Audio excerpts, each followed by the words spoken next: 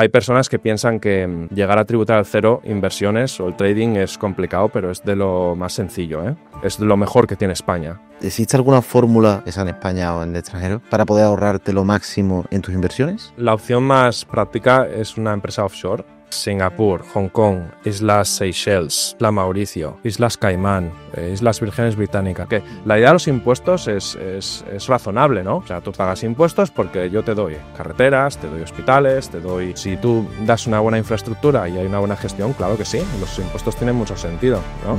Una buena gestión. El caso Shakira, ¿vale? Shakira, pues todos la conocemos, es una persona muy mediática. Y a personas como Shakira, pues claro que sí. Se está tributando el dinero muchas veces.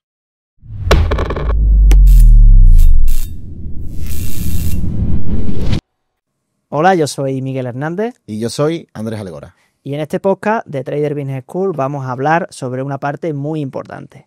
Tú te preguntarás seguramente que cómo puedes pagar menos impuestos a Hacienda, de forma legal, obviamente, pues con tanta inflación, que es lo que estamos escuchando actualmente, y tanta presión fiscal, seguro que todos hemos intentado hablar con nuestro gestor, que no es lo mismo un gestor que un consultor, y ahora lo vamos a ir viendo, para ver si podríamos hacer algo en nuestra declaración de la renta. Pues en este nuevo episodio del podcast de Trader Business School vamos a hablar con un gran experto en fiscalidad para poder dar respuesta a esta pregunta y algunas que vamos a ir viendo sobre la marcha. Así que bueno, vamos a ver cómo hacer que todas estas inversiones, por ejemplo, tributen al 0% y la presión fiscal que tenemos en España en un podcast que nos va a ser muy útil a todos para mejorar con nuestra economía. Así que, sin más, doy paso a Carlos Cerezo. ¿Qué tal, caballeros? Gracias por tenerme aquí. Nada, el placer es nuestro. Así que bueno, antes de empezar a meternos ya en temas de impuestos, que seguro que todos estamos deseando, me gustaría hablar sobre todo de la extraña trayectoria, por así decirlo de alguna forma, de Carlos, ¿vale? Eres graduado en Ingeniería Topográfica, has sido jefe de marketing, también de patrocinio, has trabajado en hoteles, tienes parte también de robots de trading que hemos comentado antes de entrar en podcast. Así que, bueno, me gustaría preguntarte que cómo acabaste en el mundo de la fiscalidad, en el mundo del trading y demás. Sí que me habéis investigado, ¿eh? Joder. Nos gusta hacer los deberes. Pues sí, ¿no? Todo lo que habéis dicho es verdad. Yo vengo de Palma de Mallorca. Y mis padres pues eran piloto comercial y azafata, se conocieron trabajando, mis padres.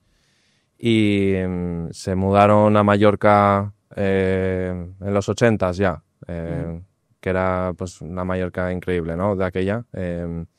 Y entonces, bueno, pues he hecho lo que hemos hecho todos, ir al colegio, al instituto. Luego pues mi madre siempre quiso que yo estudiara una buena carrera para tener un buen trabajo. Y no sabía nunca qué quería estudiar, pero como se me da bien el dibujo técnico y se me dan muy bien las matemáticas, incluso la física en algunos campos, pues entonces acabé haciendo ingeniería de topografía, ¿no? Y geomática. Y la estudié en Oviedo, en la Universidad de Oviedo, porque yo he sido piragüista muchos años. Y el equipo, sí, ese ha sido mi deporte, ¿no? El piragüismo es algo que empecé con 14 años en Palma de Mallorca y a los 20, 21 es cuando ya voy para Asturias y entreno con el equipo nacional de Trasona, ahí en el pantano de Trasona. Hay dos equipos, uno está en Madrid y otro allí en Trasona, en Asturias.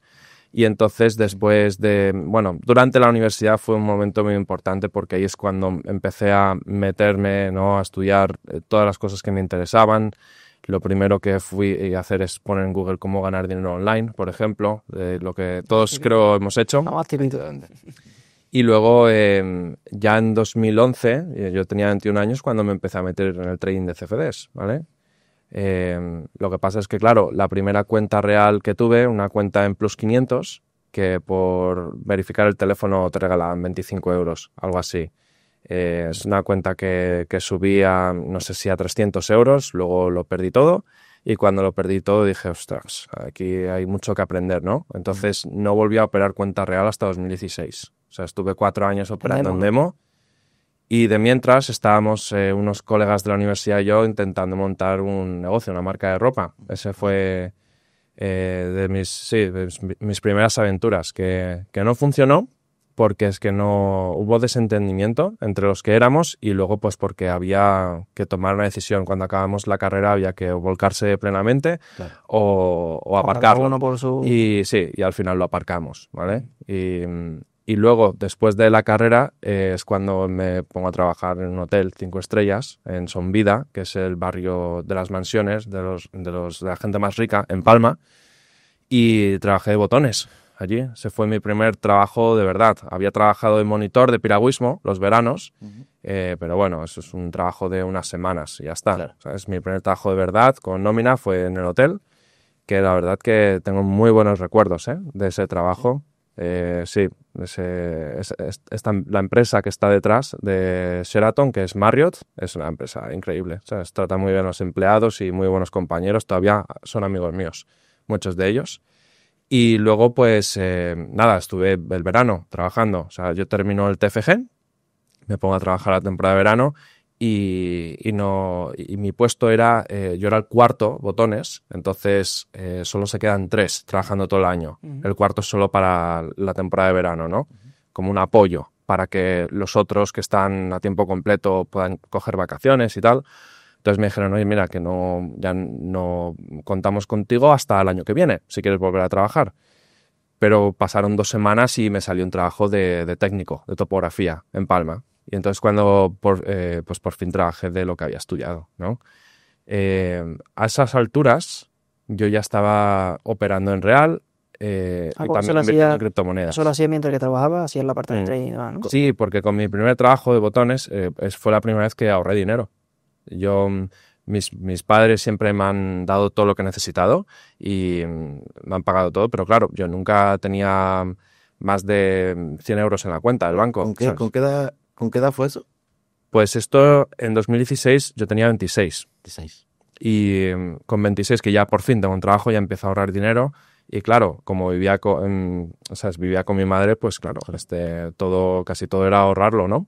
Y es cuando empecé a abrir mi cuenta de trading, compré mi primer Bitcoin en diciembre de 2016, porque ya había estudiado las criptos desde 2013 incluso. Desde 2013 yo quería comprar Bitcoin, pero no tenía ni un clavel, entonces nada, ahí lo veía yo subir y ya está, ¿no? Pero bueno, todavía no ha subido del todo. En 2013 estaba todavía Bitcoin en $200 y cuando compré el primero en diciembre de 2016 estaba en 800 o $900. No había subido tampoco demasiado. Luego 2017 fue rally a los 20.000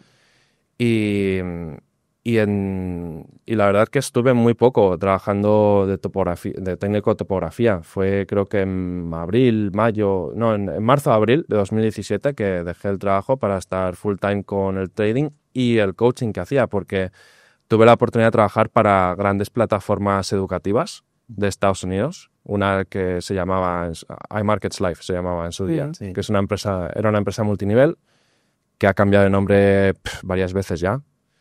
Y esa fue la primera vez que me dediqué profesionalmente, ¿no? A dar formaciones y también a operar mi cuenta, ¿no? Y luego, ya desde entonces, bueno, ya es que desde hace muchísimo tiempo me interesa todo lo que es fiscalidad porque, primero, se me dan muy bien los números. Yo ya desde muy pequeño sé hacer pues mis cuentas, yo he tenido siempre mi Excel. Ya en la universidad tenía mi Excel, pues donde contaba ahí todo lo que me entraba pues para mis cosas y si separaba y si pongo esto para salir, yo me organizaba ya muy bien mis finanzas, ¿sabes? Y cuando hacíamos la marca de ropa yo llevaba la contabilidad, que no éramos ni una empresa, ni autónomos, ni nada. Éramos personas físicas. Como se suele montar. Es más, teníamos una cuenta conjunta, ¿no? Todos, para cobrarlo todo ahí de las pasarelas de pago, de Stripe, de Shopify y tal, y entonces luego nos lo dividíamos a nuestras propias cuentas. Y yo pues era el que hacía todos los números ahí. Y claro, y cuando empecé a ver que las criptos subían, que el trading pues iba bien, pues empecé a averiguar cómo es que esto fiscalizaba y tal. Mucha gente me lo preguntaba también ya en las formaciones, ¿cómo tributo los rendimientos del trading, no? Y bueno. Mira, justamente ahí te quería preguntar yo, Sí. para los que tributamos aquí en España, ¿qué 5 consejos nos darías, por ejemplo, para pagar menos impuestos? Ahí. 5 consejos. Pues lo primero, si tú quieres vivir en España y tienes una actividad como es el trading, esto tiene mucho juego. Si tienes un negocio tradicional, tangible, un restaurante o eres fontanero o si tienes, no sé, hoteles, o sea, todo lo que sea tangible, que está situado aquí en el territorio español, pues eso es lo que requiere más ingeniería fiscal, ¿vale? Para ahorrar, que se puede, ¿eh? A nivel, si nos centramos solo a nivel España, se puede. Ahora, cuando se trata de trading, esto lo puedes operar desde una empresa extranjera, por ejemplo. Es tan sencillo como eso. Hay personas que piensan que llegar a tributar al cero inversiones o el trading es complicado, pero es de lo más sencillo, ¿eh? De estructurar. Sí, porque como no es una actividad económica y no es que tengas clientela en un país o en determinados países, estás haciendo inversiones no tangibles que puedes hacer desde donde quieras, ¿no? Lo único que necesitas es tener una cuenta de empresa en tu broker, en tu banco, ¿no? Y ya está. No tiene más misterio. No tengo 5 consejos, pero un consejo que engloba a lo que sean los más importantes es que trabajes con un buen fiscalista para que te ayude a ahorrar lo máximo posible, porque cuanto más ahorres, más capital tienes para reinversión, para diversificar a otras operaciones, negocios. Y aprovechar el interés compuesto. Claro, y aprovechar el interés compuesto se multiplica una barbaridad cuando ahorras en impuestos, claro. Claro, pues me gustaría seguir un poquito por esa línea y me gustaría preguntarte también sobre las comunidades autónomas, ¿no? ¿Ok? Si que decidimos una familia promedio, por ejemplo, residir en España, ¿no? Para este tipo de inversiones, ya sea en criptos, en bolsas en general, ¿qué comunidad autónoma es la que tú recomendarías o la que mayor te puede beneficiar? Bueno, las comunidades autónomas, las que más se tributa son el País Vasco, Cataluña. Entonces, pues mientras no se viva en comunidades autónomas que tengan impuestos autonómicos más altos, pues cualquier parte de España. O sea, fuera de Cataluña y fuera de... Sí, luego también porque en determinadas provincias o comunidades autónomas los inspectores pueden ser muy distintos. Los que vienen a investigar tu renta o tu sociedad, ¿vale? Entonces es importante, pues eso, que cuando lidies con inspectores que sean personas razonables y tranquilas en ese sentido, porque ha pasado que hay inspectores que van a muerte, que no tienen compasión y van a aprovecharse al máximo de la ventaja que ellos tienen, que es cobrar esas bonificaciones en cuanto ya hay una denuncia puesta. ¿Suelen ser comprensivos o suelen ser más...? Algunos sí. Claro, aunque hemos visto de todo. La misma, depende también de la persona, lo puede hacer de una forma o de otra. Algunos pueden ser muy cabrones, perdón por el lenguaje, pero algunos son muy puñeteros y otros son muy comprensivos y no están para complicar, sino para entender, ¿vale? Porque es al final lo que vienen a hacer, entender las cosas. Si algo no cuadra, venir a entenderlo primero. ¿Qué es lo que suele llegar primero? Un requerimiento. Mira, que esto no nos cuadra, necesitamos ver aquí cómo tal. Por ejemplo, el único requerimiento que a mí me ha llegado en todos estos años es de 2020, de la parte de 2020 cuando todavía era autónomo y no tenía sociedad ni nada. Y se ve que la numeración de las facturas no estaba bien hecha, saltaba, ¿no? Pues factura 7 a factura 15, por ejemplo. No estaba bien numerado y no les cuadraba, entonces me pidieron que lo reorganizase y que, que lo presentara otra vez y luego ya está, contestaron de vuelta, todo ok, gracias por todo y listo. ¿Sabes? O sea que es lo que debería ser, ¿no? Que te llega un requerimiento, vienen a entender lo que ha pasado y entonces lo organizas con tu gestor o asesor y ya está. Qué bien. Ahora, pues mira, ahí yo lo que quería preguntarte también, Carlos, es que, por ejemplo, la mayoría de gente no sabe que existen algunas deducciones fiscales. Claro. Entonces me gustaría preguntarte sobre todo que cuáles son las que suelen pasar más desapercibidas, por ejemplo. Las que serían un poco más sencillas, por así decirlo, simples, de que tú digas, coño, a simple vista lo veo, pero realmente no todo el mundo lo conoce. Mira, lo que veo que se le escapa a muchísimos empresarios es el tema de reinvertir tesorería en activos. Os pongo un ejemplo. Vosotros aquí en la empresa, imaginaros que queréis comprar pues todo el mobiliario que se necesita para la sala del podcast.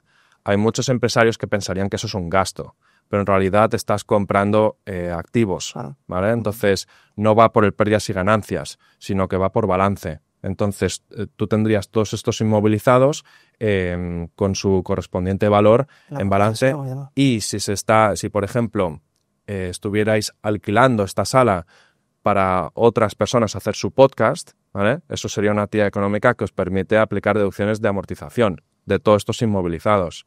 Los micrófonos, las cámaras, los muebles, y hasta las plantas, ¿vale? O sea, entonces he visto muchos empresarios que compran determinados activos para ponerlo como gasto y eso es incorrecto. Esos son activos de la empresa que se convertirán en movilizados o no, si la actividad económica es de determinada manera. Porque, por ejemplo, si esta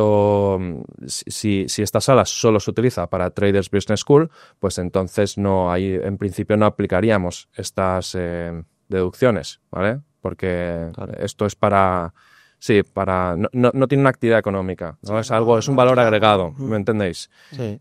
Luego pasa también, por ejemplo, con negocios retail o e-commerce, ¿vale? Que dicen, ostras, te hemos hecho, no sé, 300.000 de beneficio este año, vamos a comprar un montón de inventario, lo deducimos y no tenemos base imponible. Eso también es incorrecto, porque el inventario hasta que lo vendes es un activo también. Luego, cuando vendes, pues es un coste de ventas y entonces ya deduces, ¿no? Entonces, cuando ese inventario ya lo has vendido, ya entonces sí se deduce y pues el beneficio es la diferencia entre el coste de inventario y el precio de venta, ¿no? Entonces, esto es lo que más común he visto en España. Y luego también veo muchas personas que les da mucho yuyu las sociedades holding, ¿vale? O las tenedoras de otras empresas. Que es algo que se está empezando a hablar muchísimo en redes sociales, muchísimos gestores en Internet. Hace un año o dos eran las LLCs en Estados Unidos, ahora son las sociedades holding, y muchas personas piensan que no pueden tener una holding y es debido a la mala información que se comparte. No son todos, algunos que sí, que comparten buen valor y los he visto que son buenos vídeos, buen contenido, pero hay muchos asesores que te meten mucho miedo por abrir una sociedad holding en España, algo que me parece ridículo. Es lo mejor que tiene España, las sociedades holding.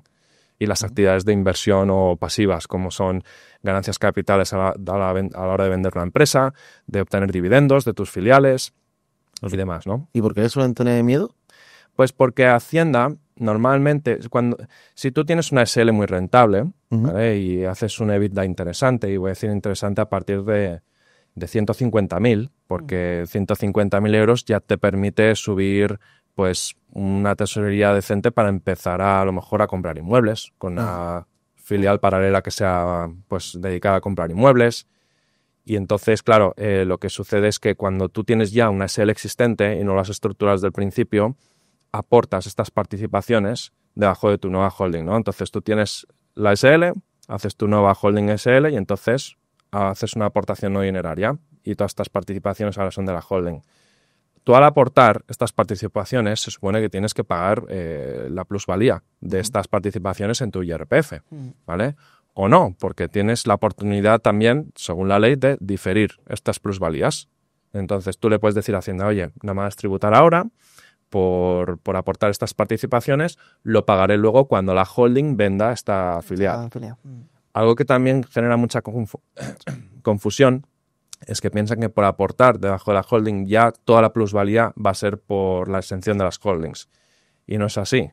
Seguirá tributando por IRPF el tramo de plusvalía hasta la aportación y desde la aportación a futuro, pues ya con la excepción de las holdings, al 1,25%, ¿no? Pero cuando tú haces esto y luego justo al acabar los requisitos de tenencia de un año, al menos el 5% y tal, y vendes la empresa y te acoges a la exención, ya suele venir Hacienda pues a decirte que lo has hecho para no tributar y te sancionan. Y esto está pasando, es verdad, pero lo que hay que ser es inteligentes y explicar los motivos que tiene el que hayas aportado la SL debajo de la holding, porque hay muy buenos motivos para hacerlo, no solo la baja tributación. Claro. Ahí justamente por eso decía yo al principio la diferencia entre un gestor y un asesor realmente consultor que sepa. Nosotros, por ejemplo, en ese caso con Carlos, es verdad que bueno, tú lo haces con tu gestor y tu gestor al final no está para pensar. Tu gestor está para ejecutar lo que tú le digas. Claro, si tú no tienes ni idea, ya habéis visto que aquí en menos de 2 minutos te ha explicado Carlos cómo. Totalmente. Tienes una empresa, si el día de mañana tú la quieres vender, tienes esa holding, entonces ya por ahí te puedes ahorrar, ¿vale? Exacto. Qué bien. Oye, pues ahora después vamos a entrar un poquito más en temas de empresariales y demás, que aquí nos encanta, por cierto. Genial. Pero sí hay muchos oyentes que nos escuchan que no son empresarios y son, al fin y al cabo, personas normales, ¿no? Que trabajan por cuenta ajena, ¿no? Entonces, sí me gustaría ayudarles un poco con estas preguntas y te quería preguntar cuál sería una de las deducciones que se podrían ahorrar una familia normal, ¿ok? A la hora de su declaración, además que la tenemos aquí ya. ¿Cuál sería? Mira, yo soy más de sociedades, más que de persona física o de IRPF, pero bueno, por ejemplo, cuando tú vendes tu casa y con esa plusvalía quieres comprar otra vivienda donde vayas a vivir, puedes tener muy buenas exenciones y no tienes que tributar toda la plusvalía. Y en ocasiones incluso el impuesto de transmisiones patrimoniales te lo reducen desde un 15 hasta un 3%, ¿vale? O sea que esto sería una pregunta más bien para mi equipo, porque ellos sí que están al tanto de todo esto, pero hay muy buenas deducciones que sí, que tu gestor te tiene que decir. Al final, el gestor tiene que trabajar para ti, no para Hacienda. Claro. Que eso es lo que pasa en la mayoría de casos. Parece que están trabajando para la agencia tributaria. Además que el que escucha el nombre le da más miedo a ellos de sí. Si yo quiero hacer las cosas bien, lo quiero hacer, el caso es que me digas cómo hacerlo, cómo te lo estoy transmitiendo. Entonces tiene que... Es lo que tú dices, vienes, te consultas y... Claro, cuando nos vienen nuestros clientes, ¿cómo puedo deshacer? Vamos a hacer todo lo posible para encontrar la forma, sí o sí. ¿Que no se puede? Pues le diremos, mira, no se puede por esto, y ya está. Hay cosas que no se pueden arreglar. Ayer tuve una asesoría con un contacto que nos encontró por TikTok. Me preguntaba que, había vendido unos terrenos, había hecho una plusvalía de no sé si 2 millones de euros, le tocaba pagar pues no sé si unos cuantos cientos de miles de euros. ¿Y cómo puedo evitar esto? Pues no podemos, ahí no podemos. O sea, toca pagar esa plusvalía como persona física, pero luego ese dinero, con lo que te quede neto, pues mira, podrías estructurar empresas para poder hacer esto de otra manera y ahorrarte bastante, ¿no? Entonces, hay veces que no se puede y luego pues... lo importante es de ahora en el futuro, ¿no? Pero bueno, volviendo a tu pregunta, que sí que hay muy buenas bonificaciones y deducciones para personas físicas, que esto, lo que yo te puedo decir es que existen y hay que saber cuáles son para beneficiarte al máximo, obviamente.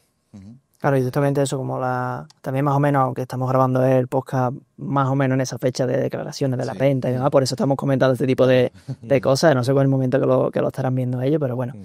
Aquí yo sí quería preguntarte también, por ejemplo, sino de cara al año que viene, ¿cuáles serían los errores más comunes que podemos nosotros, por ejemplo, hacer a la hora de hacer nuestra declaración de la renta? Y en el caso de hacer la renta, o igualmente de impuestos de sociedades, si quiere hablar un poquito más de empresas o así. Pues mira, yo por ejemplo te comento que con esta parte de criptomonedas, ¿vale? Que nosotros tenemos formaciones en criptomonedas y demás, a mí me consulta desde prácticamente 2021, 2022, que ya sabes que fue cuando Hacienda ya... A partir de aquí ya vemos la... Claro, ¿qué pasa? Que ven diferentes exchanges, por ejemplo, normalmente y en caso general suele ser Binance, porque al final es el que entra por las NMV, se puede mover y demás. Entonces, ¿qué pasa? Que cuando vas a hacer el borrador, por ejemplo, amigos míos que el borrador al final yo se lo explico cómo hay que hacerlo, lo hacen y listo, no hay problema. Claro, a partir de ese año le daba al botoncito y ya aparecía, ojo, que sabemos que tienes criptomonedas. Sí, me acuerdo. Ya este año creo que ya lo has puesto incluso más profesional, te manda el cuadrito, te dice, oye, tienes tantas. No sé cómo lo han hecho, no sé el mecanismo que lo tiene, pero la verdad que, por lo menos en los casos que a mí me han comentado, han fallado más que una escopeta feria. Sí, es verdad. Sí, yo os puedo decir que a Binance le dijeron que no podían tener clientes en España si no abrían una filial en España.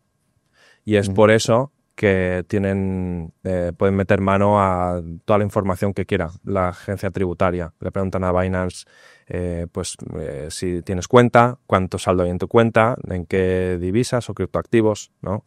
Entonces es debido a eso, a que Binance se expandió estructuralmente a España. También Kraken, los principales exchanges lo han hecho, ¿vale? Entonces es por eso.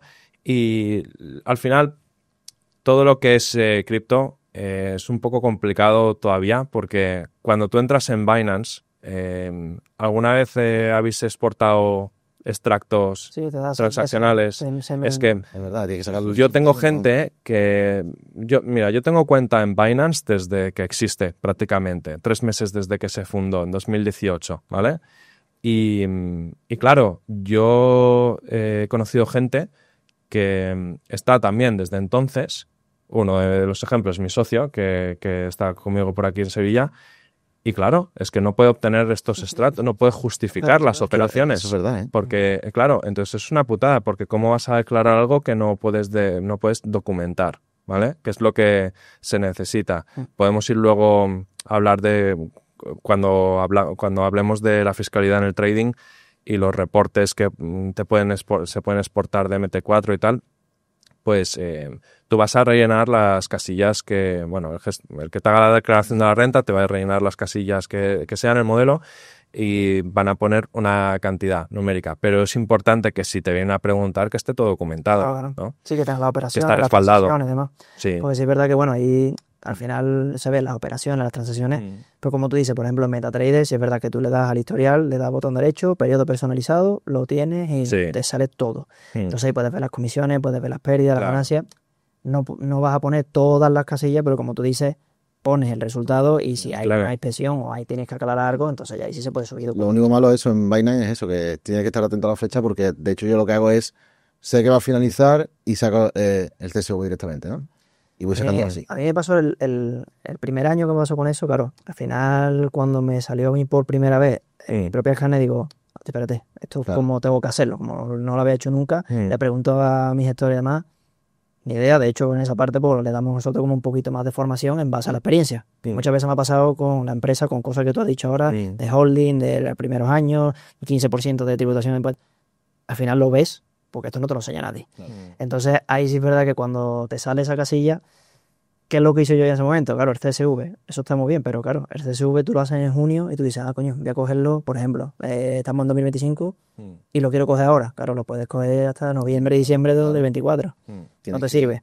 Entonces yo, por ejemplo, en esa parte hay algunas herramientas, algunas aplicaciones que tú lo puedes vincular, lo sincronizas y desde ahí lo vas sacando. Sí, exacto. Nosotros, por ejemplo, en los cursos, la formación y demás, eso es lo primero que hacemos y ahí sí es verdad que como te salen todas las operaciones y demás, lo puedes ir viendo por parte personalizada y listo. Sobre todo lo comentaba esto por si los que nos está escuchando no sabían. Sobre todo porque además a mí me llegaban muchas preguntas y este año me ha llegado más todavía, de hecho, sobre el tema de la inversión en staking, sobre ese tipo de inversiones que Binance te aparece en Binance Tax, ¿no? Que es lo que Acaba de diferente, Exacto. en teoría. Claro. Pero es que no es difícil de lo que estamos hablando, ¿no? De desglosar al fin y al cabo el resultado final y después ver lo que pone Hacienda y no te cuadra. Claro, no. Yo, por ejemplo, pues, lo que me pasaba era, de hecho me pasó ayer, que era un conocido mío que me mandó la foto y me dijo, oye, pasa esto, que eran, no sé si eran 30 y tantos mil, 40 y tantos mil,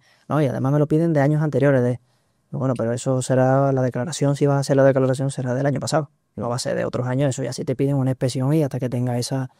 Claro, entonces tenía esa preocupación en el momento que lo sacamos, vale, ya me sale aquí, se lo pasas esto, lo subes y es listo. Vale. Claro, pues continuando un poco, aunque nos va gustando y vamos acabando. Acabamos. Sí. Ok. Me gustaría también hablar de aquellos supervivientes fiscales, ¿no? Que son los llamados autónomos, ¿no? Pues, que están los pobres, no me refiero a los que tienen sociedades ni nada, sino a la gente de pie, ¿no? Y sí te quería preguntar si es tan cierto eso que Hacienda es tan inflexible, ¿okay? Con el tema de las deducciones, y si tiene de verdad tanto control en lo que ingresamos, gastamos constantemente. Sí, eso es cierto. O sea, la Hacienda Tributaria, la agencia tributaria lo sabe todo, pero quiere que se lo expliques tú. Es muy gracioso, ¿no? ¿Qué me toca pagar? Pues tú verás. Ya, pero ¿qué pasa si te pongo lo que sea? Bueno, tenemos herramientas para ver qué es incorrecto. Pues si tienes herramientas, úsalas y dime cuándo tengo que pagar. No, son tus impuestos, tienes que pagarlo tú. Hay vídeos de estos en internet, muy graciosos, porque es verdad. Es que en el valor de sentido. Por ejemplo, en Suecia, los suecos se meten en el portal de la agencia tributaria de allá y ya lo tienen todo calculado y tú entras ahí para pues eso, para agregar rentas extras que no hayan ellos tenido conocimiento, pero a los suecos se les retiene ya todos los impuestos cuando perciben la nómina pues neta, ¿sabes? Ya han descontado Seguridad Social y IRPF. O sea, no es como en España, que en algunas empresas puedes decidir cuánto te retienen y tal, luego tú ya haces... No, en Suecia ya lo han cobrado, ¿sabes? Por adelantado. Cada emisión de nómina ya está... directamente. Sí.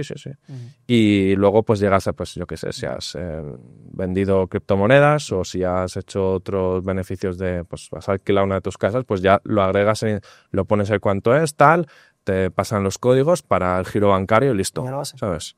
Y es un sistema muy eficiente allí. Porque es que ellos sí tienen un sistema también muy sofisticado como el de España, pero lo usan pues para que sea lo más fácil posible para el ciudadano, ¿no? En España no, tienen el algoritmo de los más sofisticados del mundo para ver que todo está cuadrado y para ver lo que pasa por nuestras cuentas bancarias y todo, y no tenemos que ser nosotros. Y luego si la cagas, si te equivocas, luego te sancionan. Pero encima. está pensado para incluso eso se puede intuir, ¿no? Pero sí, pero bueno, de autónomos, yo lo que sí que le quiero decir a todos los autónomos es que así como sus operaciones profesionales se hagan interesantes, sí o sí cambiar a SL, ¿vale? Y por varios motivos, no solo para trabajar en un tipo fijo de sociedades, sino por protección de activos, ¿vale? Imagínate que yo soy autónomo y tengo 1 o 2 inmuebles, tengo un Mercedes, tengo una barquita, no sé, yo tengo activos, ¿vale? Personales. Si yo soy autónomo y algo pasa en mi actividad, me lo como todo yo y me pueden forzar a vender estos activos si hay deudas que cubrir y demás. Con la SL no, la SL actúa como escudo y es una estructura legal que te permite operar una actividad de negocio sin que salpique a tu persona física. Es que ya solo por eso sí o sí recomiendo a muchos autónomos abrir SL, así como están ya facturando más de 30 a 40.000 euros al año, ¿vale? Además, si no se han hecho autónomos todavía, tienen la ventaja de acogerse a la exención de los 2 primeros años de una nueva actividad, que es un impuesto de sociedades del 15%, ¿vale? Pero no tienes que haberla hecho anteriormente como autónomo. Hay autónomos que ya han hecho una actividad un tiempo y quieren acogerse a esta exención, pero no, porque ya no cualifica, ¿no? Tiene que ser desde cero. Si empiezas justo desde cero, a hacerte autónomo societario y tu SL, pues tienes el 15% los 2 primeros años.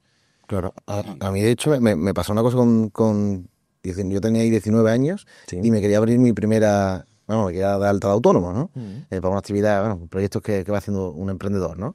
Y recuerdo que me comentaron eso, me dijeron, oye, que constituya una sociedad y date de baja de ser autónomo como tal, sin tener sociedad, ¿no? Me refiero.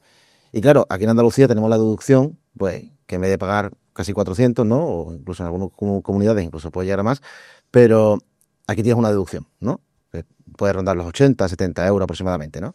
¿Qué ocurre? Cuando eres administrador de una sociedad, ¿ok? Yo iba súper contento y feliz de, oye, voy a crear mi sociedad, voy a pagar menos impuestos, voy a pagar... Te suben. Y efectivamente, no tienes bonificación si eres administrador.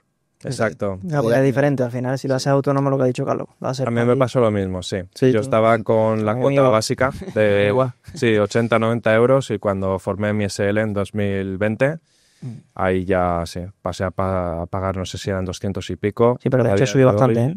A día de hoy, 470 euros. Es mi cuota autónomo. Que todavía la pago, aunque aunque me haya ido de España, sigo pagando. ¿Todavía pagas? Sí, todavía para tener la seguridad social, tener pues la pensión mínima. Después de 30 y pico años de autónomo, pues tienes la pensión mínima.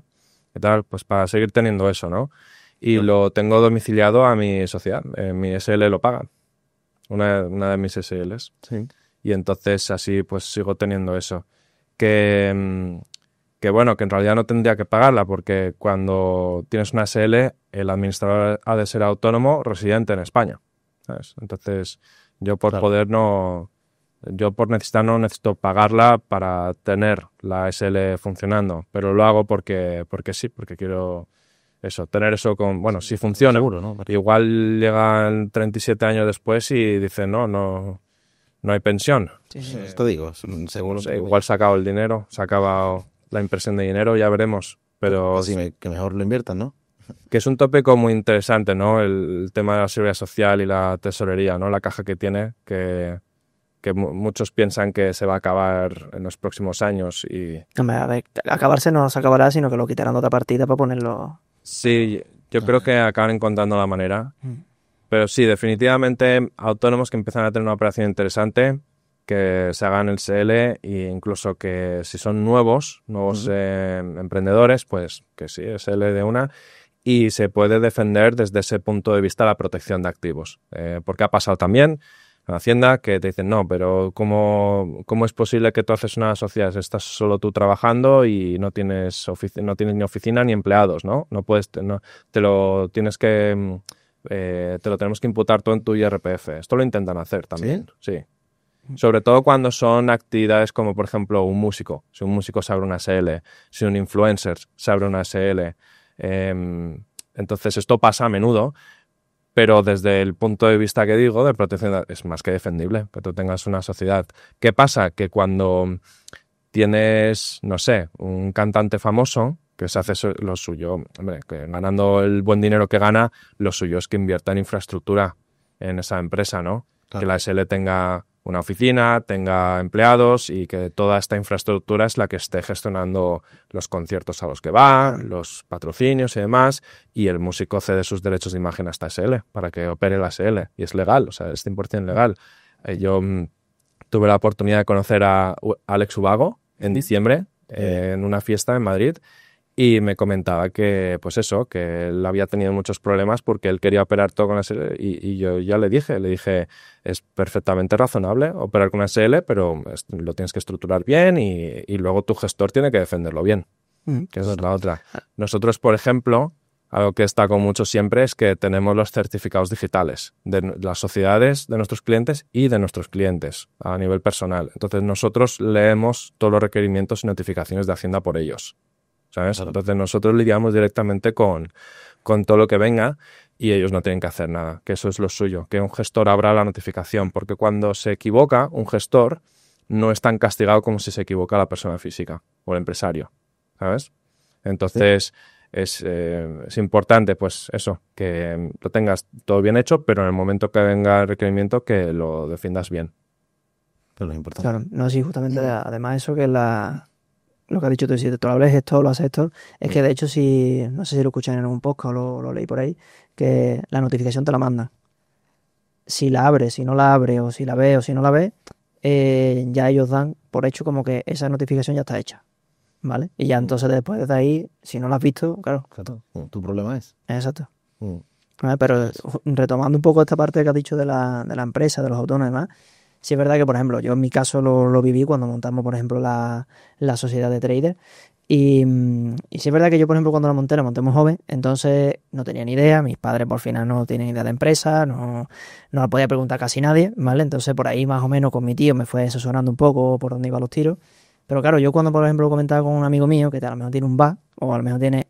Bueno, ¿y por qué no te coges la autónoma, o sea, la cuota de súper reducido si tú tienes menos de 30, tienes menos no sé cuánto, tienes...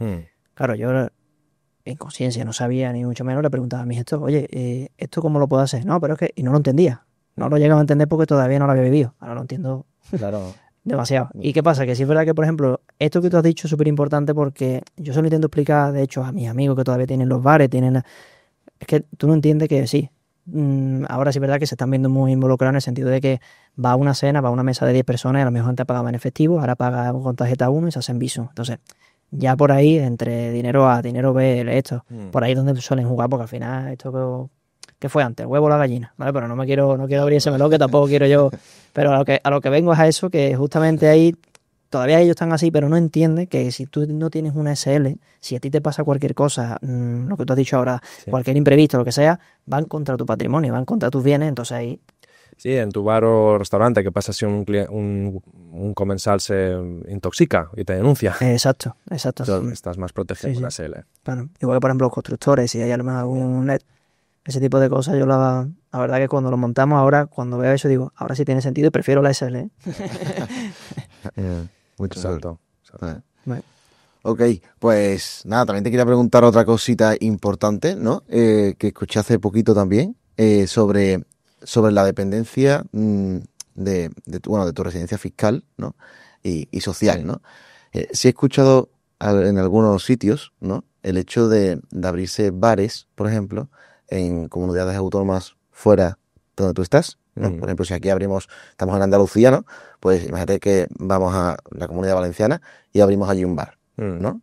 Y va un poquito por lo que tú ibas diciendo, ¿no? ¿De quién depende la inspección fiscal, ¿no? De ese bar, de esa comunidad? ¿De donde yo estoy viviendo aquí o de donde yo montaría ese bar? Pues donde esté domiciliado, o sea, la sociedad estará domiciliada en una comunidad autónoma. Pues esa agencia tributaria es la que normalmente es la que te envía las notificaciones. Nadie. Sí, o sea, donde tengas montada la sociedad. O sea, la sociedad tiene la denominación social, su CIF y su domicilio fiscal. Pues donde el domicilio fiscal esté de esa sociedad, de ahí llegarían los requerimientos. Si tienes bares o restaurantes en otras partes de España, pues en principio yo lo que tengo entendido es eso, que donde está el domicilio fiscal. Vale, pues ahí yo te quería preguntar, porque lo has dicho antes, la parte de Suecia y demás, de los suecos. Yo quería preguntarte lo primero, que tú me has contado también que ya has estado trabajando aquí años en España. De hecho, ahora pues acabo de enterar de lo de la cuota autónoma, que la sigues pagando aquí. Realmente yo te quiero preguntar que por qué tuviste o cuál fue la decisión tuya de decir, bueno, me voy de España a tributar, por ejemplo, en este país. ¿Qué es lo que te hace llevar a esa decisión? Yo es que no me fui por impuestos, me fui por motivos personales, ¿vale? Yo conocí a mi ex aquí en España, en Mallorca, y me fui a vivir con ella y criamos a nuestros hijos allí, ¿vale? Y entonces me fui por motivos personales de España. Y yo volvería a vivir en España, ¿sabes? Ahora mismo soy nómada, es lo que se llama nómada fiscal, pero o sea, no me fui de España por impuestos. A mí me gusta mucho lo que tenemos aquí, la cultura, la gastronomía, el clima, todos estos increíbles paisajes, esa gran variedad cultural, ¿no? Entonces, yo nunca he tenido odio o desprecio hacia vivir en España, como otros muchos que seguramente han dicho en internet y en podcast que estaban, que no... Sí, pues eso, hablando como incluso con desprecio de nuestro país. Yo no soy así, ¿vale? Pero sí que pienso que el infierno fiscal existe y que hay que buscar todas las vías posibles, legales, para pagar lo menos posible. También, no solo porque sean muchos impuestos, sino por la mala gestión del dinero de nuestro país. No, sobre todo, mira, ahí... ahora que has dicho tú lo de... Yo sé perfectamente más o menos por dónde va de esta parte, pero sí es verdad que muchas veces veo yo los TikTok por ejemplo, de Pedro Buerbaum, que ahora está un poco más o menos en tendencia y demás. Sí es verdad que lo escucho decir lo de, bueno, si las personas o los empleados en este caso viesen realmente lo que la empresa paga, es decir, en lugar de pagarle a nosotros todo lo que sería todos los impuestos, ¿vale? Desde las deducciones, IRPF, retenciones, todo lo que sea al mes, la nómina tuya, en lugar de ser más gente, cobra 2.000 euros. Tú ya te quedas con que cobras 2.000 euros. Y al final del año siguiente, tú haces tu declaración y pagas más o menos, dependiendo de lo que te retenga, la IRPF y demás. Si desde ahí tú le das a los trabajadores, esto es lo que realmente la empresa paga por ti. Si tú cobras 2.000, pues 3.000 y pico es lo que realmente tú deberías de percibir. Pero los 1.000 y pico restantes es lo que pagamos nosotros. Sí. Entonces, al final yo te digo, yo lo hablo mucho con gente de mi círculo, porque al final, por desgracia, no tienen esa parte de empresa y demás, y lo ven como mal. Y siempre al final la empresa es como la que es la mala en ese sentido, porque eso no se transmite. Entonces, ahí lo que yo te quería preguntar es un poco eso. ¿Eso es algo que a nosotros nos meten, por así decirlo, desde chicos ya? ¿O es algo, esa razón que está en España, por ejemplo, de que la empresa es lo que se ve mal, por así decirlo? Sí, es cierto que sucede eso, pero es que si lo hiciésemos, si la empresa no tuviese que pagar nada y lo tuviese que pagar todo el empleado, percibir todo el empleado y entonces seguridad social y IRPF, entonces cambiaría mucho la opinión de las personas. Mucho, ¿eh? Sí, porque está claro que hay grandes corporaciones en España que sí, que se están forrando y hacen muchísimo dinero, pues por ejemplo Inditex o el grupo Meliá o las aerolíneas, ¿vale? Bueno, Iberia, que su holding es IAG, Y está claro que se les ve ahí, que viven ahí como Dios, y es normal que la gente, pues mucha gente se frustre, ¿no? Claro. Viendo lo mucho que ganan, según qué corporaciones, y qué poco se quedan los demás, los que somos mortales, ¿no? Hay que entender que las corporaciones no van con la intención de fastidiar, porque es que las empresas es un círculo simbiótico. El empresario y los empleados. O sea, la empresa necesita empleados y los empleados necesitan empresas, ¿no? Es un círculo simbiótico. Sí. Y no hay uno que sea mejor que el otro o nada de esto. O sea, tiene que haber un equilibrio entre ambos, y no lo está habiendo. A día de hoy en España, yo diría que el empleado está mucho, mucho más protegido que las empresas. Hay que buscar ese punto intermedio. ¿Qué tendría que pasar en España? Pues que las empresas no les costase tanto contratar, ya no solo por el salario mínimo interprofesional, sino por los costes de seguridad social, que ascienden al 42-45% del bruto que tiene que percibir el empleado, ¿no? Ostras, es que es eso. Luego las empresas están pagando IVA, o sea, recaudan IVA, el 21%, en determinados sectores puede ser menos, pero es que es impuesto del valor añadido, luego el impuesto de sociedades, luego todo ese tramo de seguridad social sobre el bruto de las nóminas. Si te reparte dividendos también, otra vez. Claro, sí, o sea, es que si toda una empresa, por ejemplo, el país tendría que ir a la empresa y decir, mira, yo te voy a ayudar a ahorrar muchísimo, pero a cambio, todo esto que te ahorras, pues mira, utiliza una parte para que la gente gane muy bien, ¿sabes? Porque una persona en España igual debería estar haciendo netos mínimo 2.200 euros al mes, en cualquier parte de España, a lo mejor, ¿no? Como en otros países de Europa, que hay socialismo en Europa, en otros países, pero es un socialismo que ha funcionado mejor que aquí, ¿sabes? Entonces hay que buscar ese equilibrio, ¿no? Y entonces todo el mundo estará más contento. Sí, porque es verdad que el socialismo que tenemos, bueno, tampoco vamos... es exclusivo, ¿no? Digamos, o es distinto, tiene un toque, digamos, ¿no? No, todo lo que se está destapando ahora, además, o sea, una locura. Es una locura que siga, ¿no? Pero bueno, no vamos a entrar en eso porque si no ya salimos.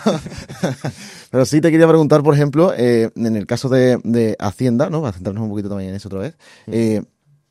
¿Tú crees que se extralimita mucho a la hora de que te notifique de muchas cosas, ¿no?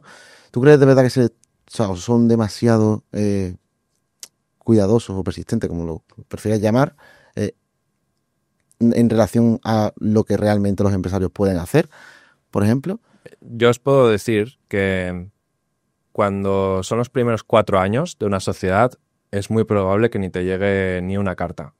Es muy probable. Si todo cuadra, si cuadra bien el IVA, facturas emitidas y recibidas, si lo haces todo muy bien, es muy probable que en los primeros 4 años no te notifiquen. Al 4.º año, por protocolo, echan un vistazo a todas las sociedades, y es porque empieza a prescribir, ¿vale? Entonces, si no hay un expediente abierto, todo prescribe al 4.º año, ¿no? Entonces, al 4.º año hay una notificación ahí en sus monitores para revisar que todo, ¿no?, esté bien con las sociedades. Y ahí es donde puede empezar a llegarte la primera, a lo mejor. Luego, a medida que creces y tu facturación es considerable, y sobre todo cuando manejas mucho volumen transaccional de facturas emitidas y recibidas, ya empiezan a lo mejor a hacerte requerimientos más a menudo, ¿no? Pero al principio puedes ir tranquilamente, ¿no? Operando, haciendo tu negocio, haciéndolo todo bien, y en los primeros 4 años muy tranquilos. Los primeros 4 años normalmente es cuando menos vas a generar, y ya a partir de ahí es cuando vienen los problemas. Sí, es verdad que yo ahí lo que dice Andrés, entiendo también esa parte, porque además de vivirla también en mis carnes, por así decirlo, sí es verdad que, por ejemplo, el que te manden una notificación de Hacienda y esto lo tienes aquí, el dinero se retiene y ya hasta que se vea todo, se haga todo, ya vemos, ¿vale? Sí es verdad que ahí al final, si los inspectores tienen esa por así decir, ese incentivo de que abra el caso, ya tiene el incentivo. Lo gane o lo pierda, da igual. El caso es que tenga ese incentivo. Entonces, obviamente, aquí al final es, por regla de 3, siempre va a tener esa... Y tienen que ser casos interesantes, Exacto. si no el inspector ni se raya. normalmente. Exacto. Perdón. No, tranquilo. Yo es que veo muchos casos, hay gente en internet hablando de casos que yo la verdad alucino. Yo nunca he visto, según qué casos que explican en internet, teniendo operaciones pequeñas y que tengan problemas con Hacienda. Eso es que el gestor no está haciendo un buen trabajo, normalmente. Claro. Y sí te quería preguntar, porque también he escuchado en algunas ocasiones, y de hecho un invitado del podcast también más o menos lo tanteó, el hecho de abrirte una sociedad, por ejemplo, ¿no? Y literalmente eliminar todo en 3 meses, por ejemplo. ¿Qué ocurriría con esas actividades que yo he hecho durante esos 3 meses? ¿Me podría llegar una notificación o alguna inspección? Hasta el 4.º año. Hasta el 4.º año podría, ¿no? Porque en esos 3 meses, como hemos hablado de las sociedades nuevas que hasta el 4.º año tienen la obligación y demás, o sea, si yo abro una sociedad, tengo 3 meses, ¿a los 4 años también están obligadas a revisarla o tiene que seguir activa? Es muy probable que sí. Que sí, ¿no? Vale. Para leer una de las preguntas que te quería preguntar. Y la segunda es, ¿qué cambiarías tú personalmente, ¿ok?, en concreto, sobre este sistema fiscal que tenemos en España? Pues yo cambiaría muchísimas cosas. Por ejemplo, eliminaría impuesto de donaciones. Uh-huh. Me parece absurdo que se tributen las donaciones, sea familiares o amigos. Yo creo que las donaciones no deberían tributar. Tampoco las herencias. Y miraría también el impuesto de transmisiones patrimoniales. Ese lo quitaría también, porque ya tributas la plusvalía, ¿no? Uh-huh. Entonces, ¿para qué? Es que es absurdo un impuesto de transmisiones. Solo porque una persona te compra un inmueble, pues un porcentaje sobre el valor del inmueble. No sé, yo al menos lo veo absurdo. Todos esos impuestos yo los eliminaría y yo creo, a ver, no puedes bajar de repente todos los impuestos y esperar que funcione, porque entonces, al menos al principio, vas a recaudar muchísimo menos como país. Claro. Entonces tiene que ser algo sostenible y una reducción, pues, en tramos. No puede ser de repente bajar de un 25 a un 10 de sociedades, eso sería una locura.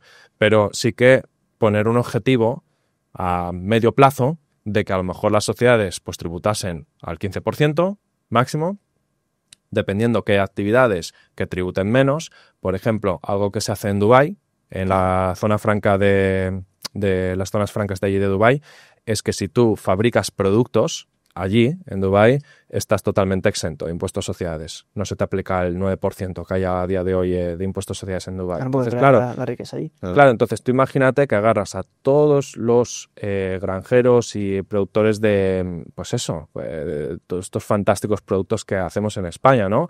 El aceite de oliva, jamón serrano, hortalizas, verduras, frutas. Imagínate que todos estos, solo por ese tipo de actividad, tributan al 10%. Eso motivaría bastante y tendríamos muchísimo que exportar. O sea, todos los supermercados de España estarían llenos con producto local y nos sobraría y tendríamos que exportarlo al resto de países del mundo, ¿no?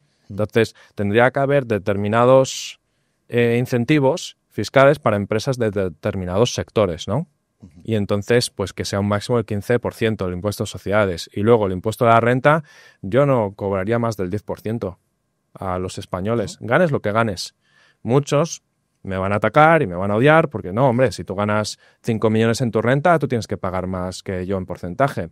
Hombre, ese 10% ya va a generar más, vas a contribuir ya más. Y si no, se va a buscar la forma para que sea menos. Sí, luego viene la gente y te dice, ya, pero es que tú no necesitas tantos millones. Bueno, ¿quién eres tú para decir que no necesito tantos millones? O sea, yo con mi duro esfuerzo y son míos. Sí. Y, ¿no? Entonces, yo creo en un impuesto igual para todo el mundo, un 10%. Y ya está. Y luego que el coste de contratar, pues en vez de un 42%, pues que sea un 5 o un 10% máximo. Claro. Es que no cueste, que no sea caro contratar. Claro. Luego, los dividendos, pues también, al 10%. Si luego las sociedades holding, pues eso, pues en vez del 1,25, pues que sea al 0, como en otros países de Europa. Las holdings en muchos países de Europa tributan al 0, no al 1,25. En España agarran el 25 sociedades y descuentan un 95%, ¿no? Quedando en el tipo efectivo del 1,25, pero en otros muchos países al 0, totalmente exento, ¿no? Los ingresos cualificados, ¿no? Rentas pasivas como dividendos y ganancias capitales de subsidiarias, Entonces, las holdings deberían estar tributando a cero, si no, como persona física, tus dividendos también al 10%, ganancias capitales, patrimoniales también al 10%, que el IVA no sea el 21%, el IVA yo máximo un 5% debería ser, algo ligero y quitarlo del todo, para productos de primera necesidad, ¿sabes? Claro. Porque es que es eso, se está tributando el dinero muchas veces, ¿no? Como tú bien has dicho antes, primero esto, luego te toca esto, y luego esto. Y claro, eso está hecho a posta porque es que si no seríamos todos muy ricos aquí en este país, ¿entiendes? Cuando 100 euros cambian de bolsillo, pasan pues serán 75 o 80, luego serán 50. Al final, ¿dónde acaba el dinero? Después de varios cambios de bolsillo. Acaban las arcas del Estado. Y por eso el sistema es así. Porque el Estado quiere tener el dinero. Que los bancos aplican, cuando tú pagas con tarjeta hay una comisión de procesamiento. Entonces, cuando tú agarras un billete de 100 euros y pagas a alguien en efectivo, esos 100 euros los sigue teniendo esa otra persona. Claro. Y así sucesivamente, el dinero lo tiene la gente. Cuando se paga con tarjeta, comisión tras comisión tras comisión, eventualmente estos 100 euros, ¿dónde están? Pues en las entidades financieras. Claro. Sí, todo. El sistema está hecho así para tener control y para tener, bueno, que un país tiene que tener dinero para proveer la infraestructura, ¿no? Porque la idea de los impuestos es razonable, ¿no? O sea, tú pagas impuestos porque yo te doy carreteras, te doy hospitales, te doy colegios, te doy universidades, ¿sabes? Si tú das una buena infraestructura y hay una buena gestión, claro que sí, los impuestos tienen mucho sentido, ¿no? Nunca he estado en contra de que haya impuestos, ¿sabes? Yo no creo en un país tax-free, con todo. Tiene que haber algo de impuestos, pero que no sea una locura. Y una buena gestión. Y que se gestione bien. Por ejemplo, yo cuando he estado en Dubái he alucinado con la gestión que hay allí. Eso es una corporación. O sea, los Emiratis, estos son una corporación. Esto lo están gestionando como una empresa. Claro. Y funciona todo como un cohete allí. Va como un tiro, ese país. Sí. Y está trayendo a gente de muchísima calidad y está siendo, pues, va a ser uno de los mejores países del mundo para vivir incluso. Claro que como no se ve de esa forma como estás comentando tú ahora, al final aquí en España al final hay dos cosas. Uno, el que paga pocos impuestos se queja de que el que debe de pagar más, oye, es que no está contribuyendo para hospitales y para carreteras y demás. Pero el que paga mucho, oye, es que al final es un consenso en el sentido de que lo entienda todo el mundo como tú lo estás explicando aquí ahora. Por ejemplo, lo que has dicho de los 100 euros, yo creo que eso se va a quedar clavado, porque al final en España, por suerte o por desgracia, al final prácticamente son pequeños negocios. Entonces, esa parte en concreto lo van a entender porque seguramente lo están sufriendo en ellos. Cuando lo que te digo, volviendo al ejemplo de Derba, si le pagan tarjeta, a decir, coño, ahora me van a cobrar también la comisión de esto. Cuando lo hace en efectivo, pues ahí tiene esos 100 euros íntegros, pero no se va a otro sitio. Y una cosa que es que no quiero saber que se me vaya, porque lo has dicho hace 10 minutillos, lo de las donaciones, ¿vale? Porque lo he escuchado ahora y se está poniendo, entre comillas, de moda, ahora que los padres con los niños, en el momento que empiezan, vale, pues meto... Las cuentas conjuntas, ¿no? Exacto. Eso te digo, desde desconocimiento, lo escuché, no sé si fue antes de ayer o así, en un poco que estuve viendo, después buscar algo de información, pero no sé hasta qué punto. Lo de las donaciones, no sé de qué forma lo quieren tributar ahora esto, porque al final el padre en sí o la madre que está aportando esos 100 euros, 200 euros al mes al niño que tenga a lo mejor 5 años, hasta los 18 que ya se haga cargo de su cartera, está ese debate en el sentido de si es donación esos 100 euros, no es donación, tributaría, no tributaría, porque ahora mismo eso es lo que se está empezando a hacer ahora con todo esto de GTF, fondos. Cuando llegue esos 18 años, al final si eso pasa... no sé hasta qué punto, vamos, lo digo para que lo comentemos aquí, no sé cómo la plusvalía que va a pagar a los 18 años. Claro, si eso al final es donaciones. Más donaciones. Claro. Sí, me parece ridículo que estén ahora... Bueno, sí es verdad, porque ha salido en las noticias todo esto, pero muchas veces salen cosas en las noticias que todavía no se ponen en práctica. Entonces esperemos que esto no se ponga en práctica, porque es que yo pienso que esto debería recompensarse, que tú utilices parte de tu renta para construir el futuro financiero de tus hijos. Es más, yo creo que en España deberíamos tener un fondo de inversión nacional, ¿sabes? gestionado por el gobierno o si tiene personas competentes o por una gestora, una empresa privada, pero debería haber un fondo que todos los españoles que hagan una aportación 100% deducible de tu IRPF. ¿Vale? Sí, Y que no tribute nunca, lo único que cobra el gobierno es una comisión de gestión. ¿Que esto sabes dónde existe? En Suecia. Sí. Hay un tipo de cuenta para personas físicas, que es la ISK. Entonces, todo lo que tú metas ahí nunca va a tributar las plusvalías, porque te cobran una comisión de gestión anual No sabía, no. sobre el dinero. Entonces gestionan ellos y... Luego lo sacarán, no pagan plusvalías. Claro, es al final como si tú te metes... Es dinero neto, como ya os digo, ya han sacado el IRPF de las nóminas, entonces es dinero que ya ha tributado, pero eso es una locura, ¿sabes? Porque... Al final el monto total es bastante dinero. Entonces te cobran la comisión de gestión como te cobraría cualquier fondo de inversión. Claro. O sea que al final no es nada no es ni más caro. Igual que lo haces tú a título persona, por ejemplo, pues lo haría a título país. Sí. Eso estaría bien. Y estaría muy bien, y luego además ese fondo de inversión español pues podría invertir en el IBEX 35, ¿no? Mitad en el IBEX 35 y la otra mitad, pues no sé, en otras bolsas del mundo. Estás invirtiendo en tu propio... Tú imagínate que ahora empieza a haber a saco de entradas de capital al IBEX 35. Eso se convertiría en un Dow Jones o un Nasdaq. Una gráfica súper chula. Porque el IBEX 35, bueno, algún día arrancará o no arrancará, no sé. Lleva ahí lateral, no sé. Sí, al final tiran 4 empresas. Es que Sí. el 35 al final pues, el IBEX 4. Sí. Entonces imaginaros llegar a eso, ¿no? Y ya está. Y también podría ser la tesorería de las pensiones, ¿no? Si también con ese fondo se pone a trabajar en activos inmobiliarios y a generar rentas inmobiliarias. Yo tiraría más para las pensiones, esos fondos para las pensiones. Vamos, que pues, deberíamos de tener varios, de hecho, para cada cosa. Porque el tema de las pensiones sí que es preocupante también. Sí. ¿Sabes? Pero me parece una muy buena idea, la verdad. Aquí lo único que en España lo que pasa es una única cosa. ¿Quién gestiona ese fondo? ¿No? Tiene que haber un equipo competente, realmente. ¿A quién ponemos ahí? ¿No? Todas estas ideas son bonitas, pero claro, a la hora de ponerlas a la práctica, pues es la parte compleja. Claro. Pues eso creo que hemos visto aquí ya hemos estado haciendo ese debate general sobre todo la parte de presión fiscal en España, el sentimiento. Yo quería ver ahora un poquito la siguiente parte, que sería hablar un poco de situaciones en ciertas inversiones, ¿vale? Vale, sí. Hemos comentado, por ejemplo, antes lo de las criptomonedas, de que, oye, ya te sale, vale, pero realmente la gente no sabe cómo tributa. Entonces me gustaría hacer un breve resumen, que tú lo puedes hacer, que lo explicas demasiado bien, de más o menos cómo sería eso. La criptomoneda, ¿dónde tributa? Los dividendos, que yo tengo de acciones, por ejemplo, de lo que sea.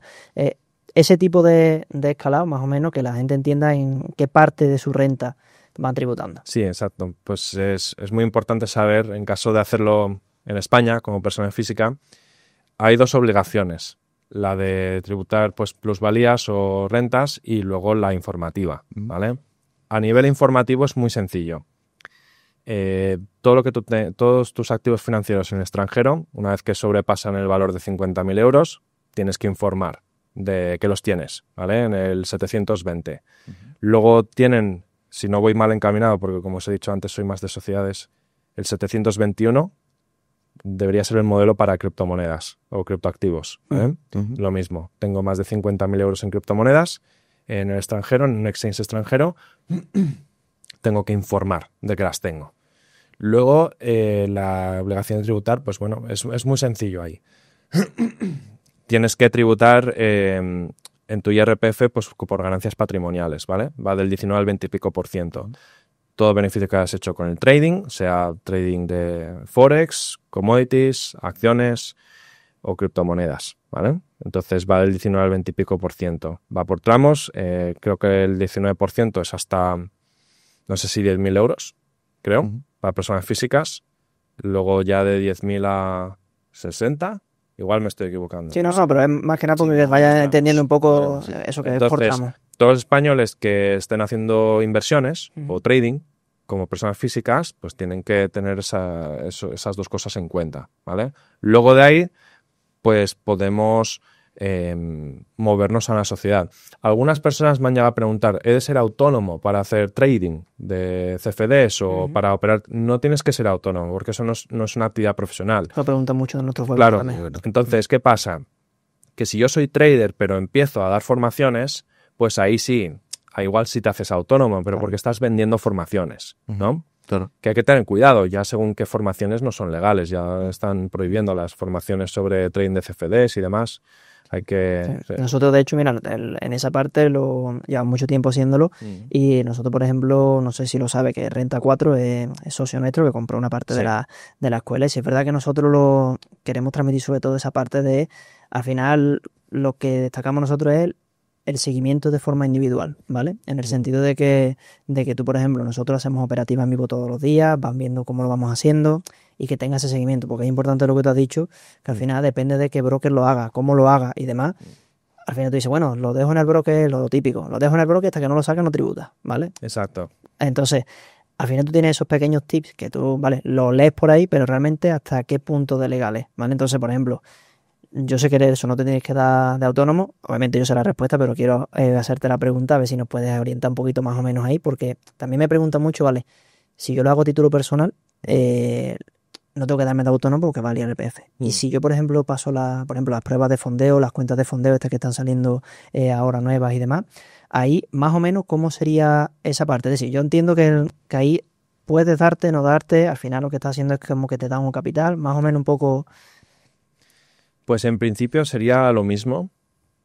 Y luego también aclarar que sea el broker extranjero o español, tienes que hacer la declaración igual, ¿vale? Si es en el extranjero, aplica pues la obligación informativa, ¿vale? Pero sí, pues buena pregunta. Las cuentas de fondeo, porque al final no operas tu capital, estás generando una comisión, ¿no? De los beneficios. Pues a lo mejor ahí sí que tendrías que hacerte autónomo. Tendría que consultarlo. Yo lo que te puedo decir es que personas físicas pueden facturar a otras personas físicas o jurídicas. Ahora, por recurrencia y por nivel de ingresos, pues ya España te diría que seas autónomo. Al final te digo, yo te hago esta pregunta porque... Es posible incluso que si tú cobras... No sé si se puede, nunca he manejado cuentas de fondeo, pero si es posible que tú lo cobres una vez al año, por ejemplo, claro, igual ni tienes que hacerte autónomo. Porque no tiene esa recurrencia. Te digo en esa parte porque si es verdad que, bueno, cuando haces la prueba de fondeo, cuando operas en trading, al final lo difícil no es ganar una vez.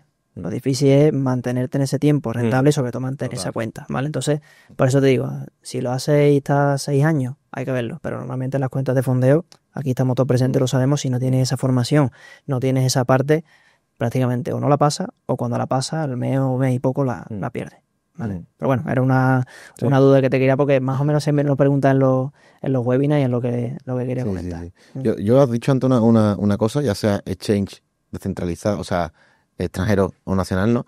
Sí me gustaría saber, o por lo menos que nos digas la información que tú nos puedas aportarnos, el valor.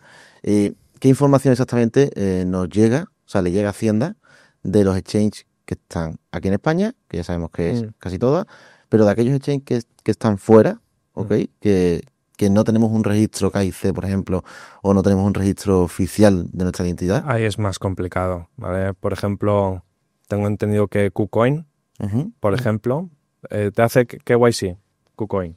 Sí, pero... Es que hay alguno que... Pero no tiene a lo mejor filial en España. Claro. Entonces, seguro que hay casos de exchange que no pasan información. Pero bueno, que la obligación no desaparece, ¿no? La gente piensa que tener liquidez o activos en según qué plataformas que no comparten información, que está ahí a salvo y no es así, ¿vale? Sobre todo dentro del sistema europeo, del CRS. Muchas personas y a mí me ha tocado gestionar casos así, que tienen a lo mejor un montón de dinero en una cuenta Wise, ¿vale? No, pues aquí lo tengo y de aquí gasto. Bueno, pues todo este dinero tienes que declarar que lo tienes primero, y si han sido rentas que no has tributado, estás haciendo evasión. Claro. ¿Vale? No elusión, sino evasión. Es muy importante eso. Lo mejor, yo lo que le recomiendo a todo el mundo es que estructure su vida entera en sociedades. Yo es lo que he hecho. Yo lo único que tengo a mi nombre son acciones, Ya está. No tengo coche, casa, no tengo nada a nivel personal. Lo tengo todo en sociedades y las sociedades me cuidan a mí, ¿no? Y ya está. Entonces, ¿qué pasa? Que si yo quiero hacer inversiones anónimas, lo puedo hacer legalmente con una empresa extranjera. Y entonces, ningún problema. Tienes, por ejemplo, una empresa, voy a ir a lo más sencillo, una empresa en Hong Kong, por ejemplo. Bueno, Hong Kong no es anónimo. Vamos a, por ejemplo, Singapur. Incluso en Emiratos Árabes. En Emiratos Árabes incluso puedes tener la opción de nombrar a un director y manager de tu empresa y ni siquiera aparece tu nombre en los registros. Entonces puedes tener una empresa en Dubái que esté operando en los mercados y que tenga su oficina, que tenga al menos un empleado y listo. Entonces no te mete en problemas. Luego informarás del valor de este activo empresarial en el modelo 720 o en el modelo que corresponda, pero luego estás haciendo inversiones de una manera muy eficiente, ¿no? Sin tributar, ¿no? Claro. Lo más importante cuando tenemos empresas en el extranjero es que España no te pueda nacionalizar esta empresa. Porque lo que hacen es, o sea, es legal que un español abra una empresa en el extranjero, pero cuando las operaciones las lleva el español y cuando está casi todo el tiempo en España llevando esas operaciones y no tiene empleados y no tiene oficina, pues si se enterase la agencia tributaria de que lo tienes así, te pueden forzar a que eso lo tributes en España, ¿vale? Por impuestos sociedades o en tu IRPF, ¿vale? Entonces es importante en las empresas extranjeras construir la sustancia por si vienen a preguntarte, decir, no, mira, esta empresa funciona por sí misma, ¿vale? Lo que hablábamos antes, de que cada sociedad sea independiente una de la otra en una estructura holding, esto es lo mismo. Tú tienes que poder decir que esa empresa opera sin necesitarte a ti, ¿vale? Entonces, ¿cómo se hace eso? Pues se puede hacer, ¿vale? Hay que trabajar con nosotros. Y no, además, de hecho, nosotros lo hacemos y de hecho, la verdad que obviamente súper contento, pero ahí también porque cosas como esta que estamos hablando aquí en este podcast, a lo mejor esto tiene a lo mejor más rentabilidad que a lo mejor una formación que pague de, tú digas, bueno, 50 euros. Aquí estamos dando esos pequeños tips o consejos, más que el rollo es que antes de que hagas algo, hazlo bien informado, porque si no, ahora es un problema, tú lo verás, bueno, sí, a largo plazo, pero a largo plazo está en nada. Entonces, ahí también yo quería preguntarte, sobre todo, ya volviendo un poco a la parte de trading, porque obviamente eso, como tienes esa parte de experiencia y demás, yo quería preguntarte, yo sé cuándo se te considera como trader profesional, pero realmente quiero preguntarte que a partir de cuándo o cómo Hacienda ya te considera a ti como trader profesional.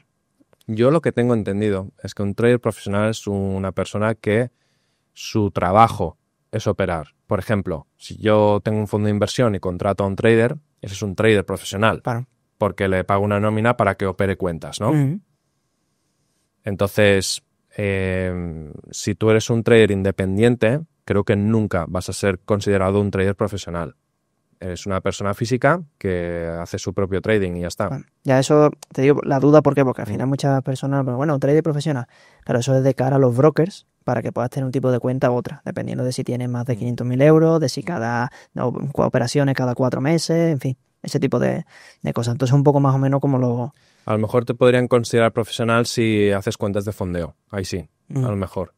Porque, a ver, yo no sé qué tipo de acuerdos o contratos firman los traders con las firmas de fondeo. Es que depende también de cada acabas siendo lo que se llama en inglés un independent contractor o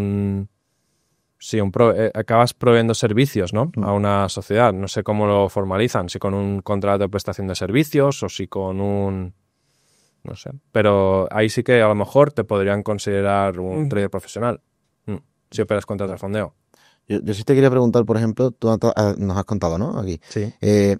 Si te podrían nacionalizar la empresa, ¿no? Si estamos allí en Dubái, por ejemplo, ¿no? Y sí me gustaría preguntarte, por ejemplo, si yo, ya que antes hemos hablado de trading algorítmico, ¿no? De bots, si yo crease mi bot y directamente pues lo patento, le doy los derechos a la sociedad, creo la sociedad allí en Dubái, ¿no? Y funciona de manera automática, ¿no?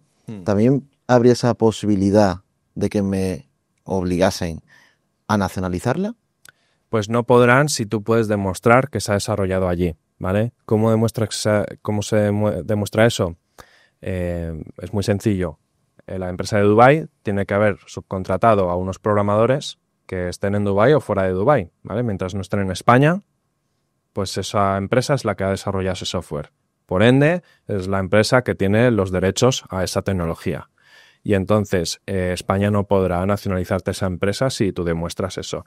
Hemos hecho, por ejemplo, en el pasado, en los últimos años, empresas de software en España que ellos, por ejemplo, han hecho modelo de negocio es un SaaS, ¿vale? Desarrollan una plataforma y entonces los clientes pues pagan una cuota mensual por utilizar ese software. Lo que han hecho es nuevos softwares, por ejemplo, los desarrollan desde una empresa extranjera. Entonces, esa empresa extranjera subcontrata, por ejemplo, si es una LLC en Estados Unidos, subcontrata a programadores allí en Estados Unidos, que es algo que yo, por ejemplo, yo he hecho. Yo tengo programadores en Estados Unidos y en la India para todo lo que es lo tecnológico en mi grupo, ¿vale? Entonces, la empresa extranjera es la que tiene ese software, la que lo ha desarrollado y en ningún momento se va a poder nacionalizar, ¿vale? Entonces, hay que demostrar y documentar que efectivamente esa empresa es la que ha desarrollado ese software y no se ha hecho en España. Y en caso de que te obligasen a nacionalizarlo, por así decirlo, ¿no? Pues, o sea, te obligasen a venir para atrás, ¿te interesaría o te rentaría al fin y al cabo? ¿Merece la pena mudarse a...? Mira, yo lo que te puedo decir es que si Hacienda, si te toca un inspector de los malos y sigue empujando, es posible que hasta tengas que llegar a ir a juicio, a presentar todas las pruebas y tal, y entonces ahí en la audiencia pues te den la razón y Hacienda pierda y te deban el dinero de vuelta más intereses, ¿vale? Entonces esto puede llegar a pasar. ¿Merece la pena? Yo pienso que sí. Yo pienso que merece la pena porque además, a ver, mientras no seas una persona muy mediática o una persona muy importante, es muy poco probable que llegues a esas situaciones, ¿vale? Por ejemplo, el caso Shakira, ¿vale? Shakira, pues todos la conocemos, es una persona muy mediática y a personas como Shakira, pues claro que sí, van a ir a muerte hasta cualquier fin. Han ido a muerte a por Xabi Alonso en su día. Xabi Alonso acabó ganando contra Hacienda además, porque él tenía una sociedad de Madeira, le cedió sus derechos de imagen a esa sociedad, era un grupo además, una estructura holding y esa empresa es la que gestionaba todos sus patrocinios y colaboraciones y tal, y le quisieron traer eso a España y perdió después de varios años, ¿eh? Entonces, cuando es una persona mediática, pues bueno, es un incordio, obviamente, vas a tener que invertir recursos en ese proceso, pero bueno, luego merece la pena incluso para estas personas. Personas como nosotros, yo creo que sí o sí nos merece la pena. Yo no creo que tenemos que tener miedo y a mí me ha pasado clientes míos que tienen mucho miedo a Hacienda, que han montado empresas en el extranjero, no les ha llegado ningún requerimiento ni nada, pero de repente, no sé, ven según qué vídeos en internet, no, escucha, pues, podemos pausar las empresas extranjeras y ya veremos. Sí, a mí me ha pasado. Sí, sí. Yo tenía un cliente que tenía su grupo en España y su grupo en el extranjero, ¿vale? Pues lo tenemos pausado. Ahí cubre los fees mínimos de cumplimiento legal para mantener las empresas abiertas y ya está, y no las utiliza. Y han pasado ya 10 meses y el otro día justo me decía, ostras, pues la verdad que no ha llegado ninguna casa, estoy empezando a tener menos miedo, pero bueno, vamos a ver si pasa un poco de tiempo más, pero es que es increíble el miedo que meten en los empresarios. Yo pienso que sí que merece la pena. Yo creo que tienes que hacer, como he dicho antes, todo lo posible para tener el máximo capital posible en tu bolsillo. ¿Pero las sanciones son tan grandes como para tenerle miedo? Pueden llegar a ser muy grandes, sí. Va en función a lo que ellos consideren que has defraudado, ¿vale? Porque es lo que va a decir el inspector. No, tú has defraudado 500.000 euros, por ejemplo.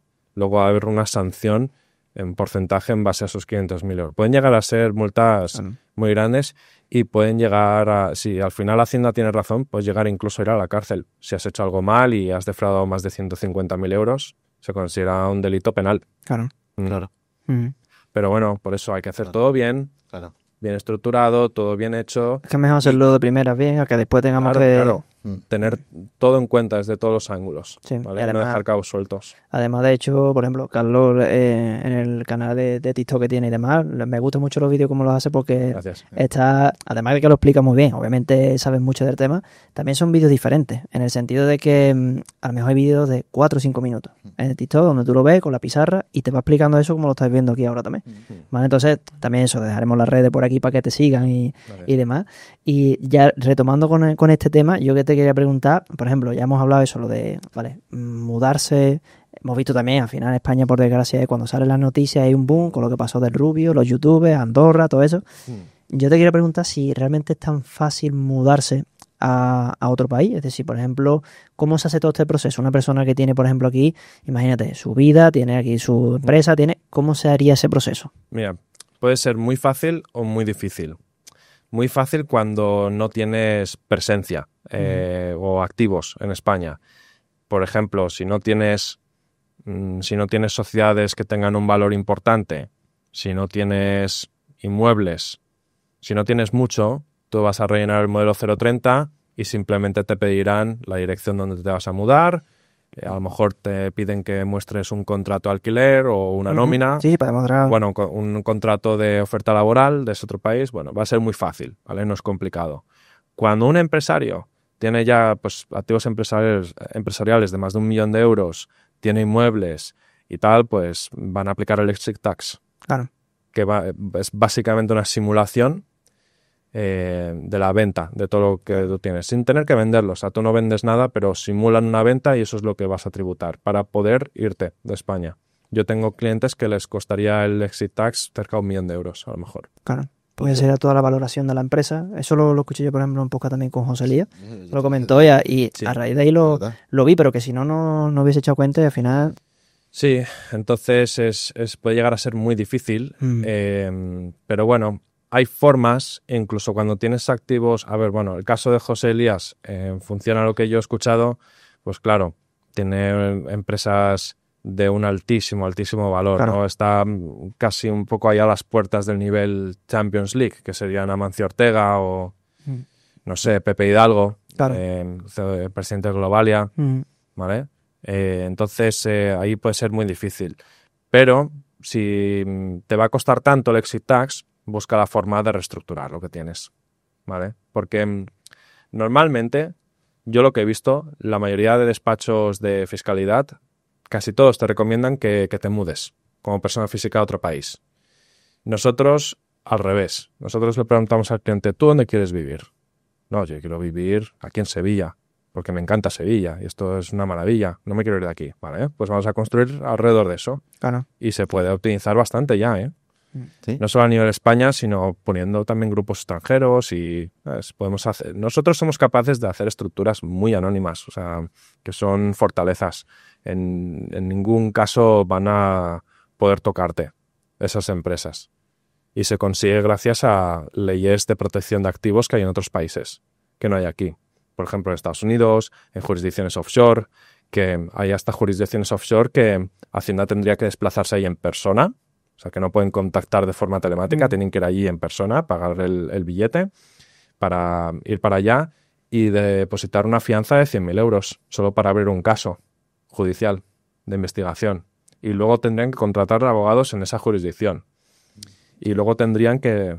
¿sabes? Sí, no, que eso al final es... Lo hacen muy complicado. Mientras no estés investigado por crímenes mayores. Claro. Si estás en el cartel de la droga, si estás en negocios ilegales, entonces sí, eso es mucho más rápido, porque está pasando, no sé si habéis visto todas estas estafas piramidales o esquemas Ponzi que ha habido en España y en Europa, les pillan y les encuentran todo, a pesar de que han hecho estructuras empresariales muy buenas.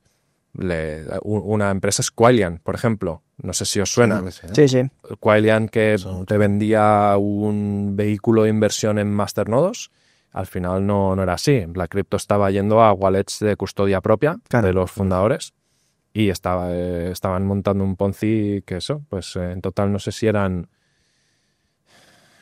500 millones de dólares estafados en total. Y han conseguido encontrar 150 millones, creo, de momento. Han conseguido encontrar las sociedades que utilizaban para el blanqueo, ¿vale? De toda esta cripto, y hasta están encontrando pues dónde está. O sea que al final, cuando estás en crímenes mayores y eres un criminal, ahí sí que van a poder traspasar cualquier barrera. Pero si somos personas normales y hacemos una estructura en extranjero, eso es súper anónimo, infranqueable. Sí, sobre todo, mira, eso es lo que tú has dicho ahora mismo, lo de no es, bueno, me voy a Andorra para pagar menos impuestos, sino la pregunta es, ¿tú dónde quieres vivir? Exacto. Aquí. Y entonces, pues, personas, por ejemplo, como Carlos y demás, en su empresa, te hacen esa estructura para que tú estés en el sitio donde tú quieras estar, pero realmente pagando lo menos posible dentro del sitio en el que tú puedas estar, ¿vale? Por eso al final, como cuando tú vas al médico. Es más gratificante, al final. Exacto. Sí. Al final, cuando vas al médico, no te pregunta él, ¿qué te pasa? ¿Vale? Entonces ya a partir de ahí empieza el diagnóstico. Pues esto sería igual. Entonces ya has visto un poco el proceso, que realmente fácil, depende de si tienes mucho o vas empezando. A mí me gustaría preguntarte, en el caso de mudarte, ¿vale? Ahora mismo y salir de España, ¿vale? No es en tu caso personal, sino, por ejemplo, alguien que nos esté escuchando ahora y diga, vale, veo el proceso, lo veo viable, ¿a qué país te irías tú, por ejemplo? Pues yo los sitios que más me gustan a mí, Miami y Dubái. Combinar, si te haces, mira, la ventaja de hacerte nómada es que no te llegas a registrar como residente fiscal en ninguna parte. Entonces puedes estar por el mundo, ¿vale? Viajando y alquilando, pues, alquilando a larga temporada, incluso además de Airbnb, ¿no? Entonces, es que no sé, yo, la verdad, nunca he sabido responder esta pregunta, si os soy sincero. Claro que depende. También hay preguntas. A mí me encanta España y en España se vive súper bien. Y si no fuese España, pues me gustaría ir a sitios, pues sí, como Miami y Dubái. Porque, mira, Miami porque a mí me encanta Estados Unidos. Yo he vivido en Estados Unidos. Tengo familia viviendo en Estados Unidos, además, y es un país que es como mi segunda casa, ¿vale? Estados Unidos. Y me encanta América. Hay gente que dice los americanos son unos tontos. Pues no, yo pienso que América es la hostia, ¿vale? Mola mucho, básicamente. Desde pequeño voy a muchos sitios de allí y es un país que me gusta mucho la vibra, ¿vale? Sí. Ya solo pisar el aeropuerto, aunque sean más viejos que el carajo, porque deberían reformar los aeropuertos, pero ya solo pisar el aeropuerto ya me siento bien, ¿no? Y Miami, lo que me gustó es, sí, pues que es una ciudad como Nueva York a lo mejor, pero en un buen clima, ¿sabes? Y además que no es caro vivir en según qué ciudades, o sea, depende de lo que hagas. Puedes ir high roller, ¿no? Como a lo Julio Iglesias, ¿no? Y gastarte muchísimo dinero, como puedes no gastar demasiado dinero viviendo en Miami, en según qué barrios y sobre todo al norte de downtown, ¿vale? Del centro de Miami. Si vamos para arriba, hay zonas residenciales ahí muy, muy bien. Y yo he ido en el centro de Miami a comer por $15, ¿sabes? O sea, se puede comer por $15 en una cafetería a pie de calle, allí en Brickell. Súper guay, ¿sabes? No, la gasolina es la mitad de barata que en España, por ejemplo. Creo que el litro es 60-70 céntimos allí. O sea, que te desplazas muy bien, tienes, ¿sabes? La gasolina barata y muchas cosas, ¿no? Luego Dubái, lo que me gusta es que para los que somos emprendedores y empresarios, ese es el círculo que más te gustaría estar, ¿vale?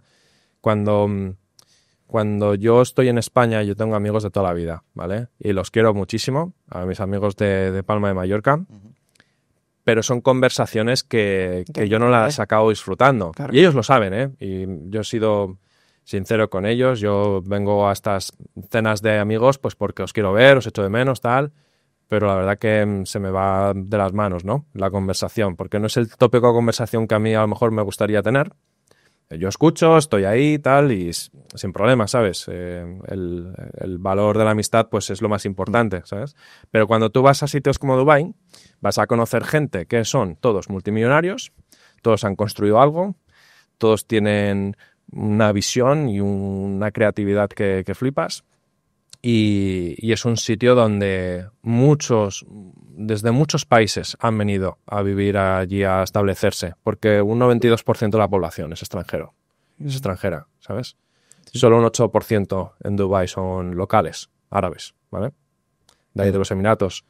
El 92% son gente de toda Europa, de otras partes del mundo. Entonces conoces gente de muchísimas partes que son empresarios excepcionales. Es el sitio donde quieres construir negocios también, porque nos ha pasado con Morpheus, que la primera vez que yo he ido a Dubái ha sido ahora, hace 2 semanas, y ya tenemos 2 clientes, ¿sabes? Están más abiertos a escuchar.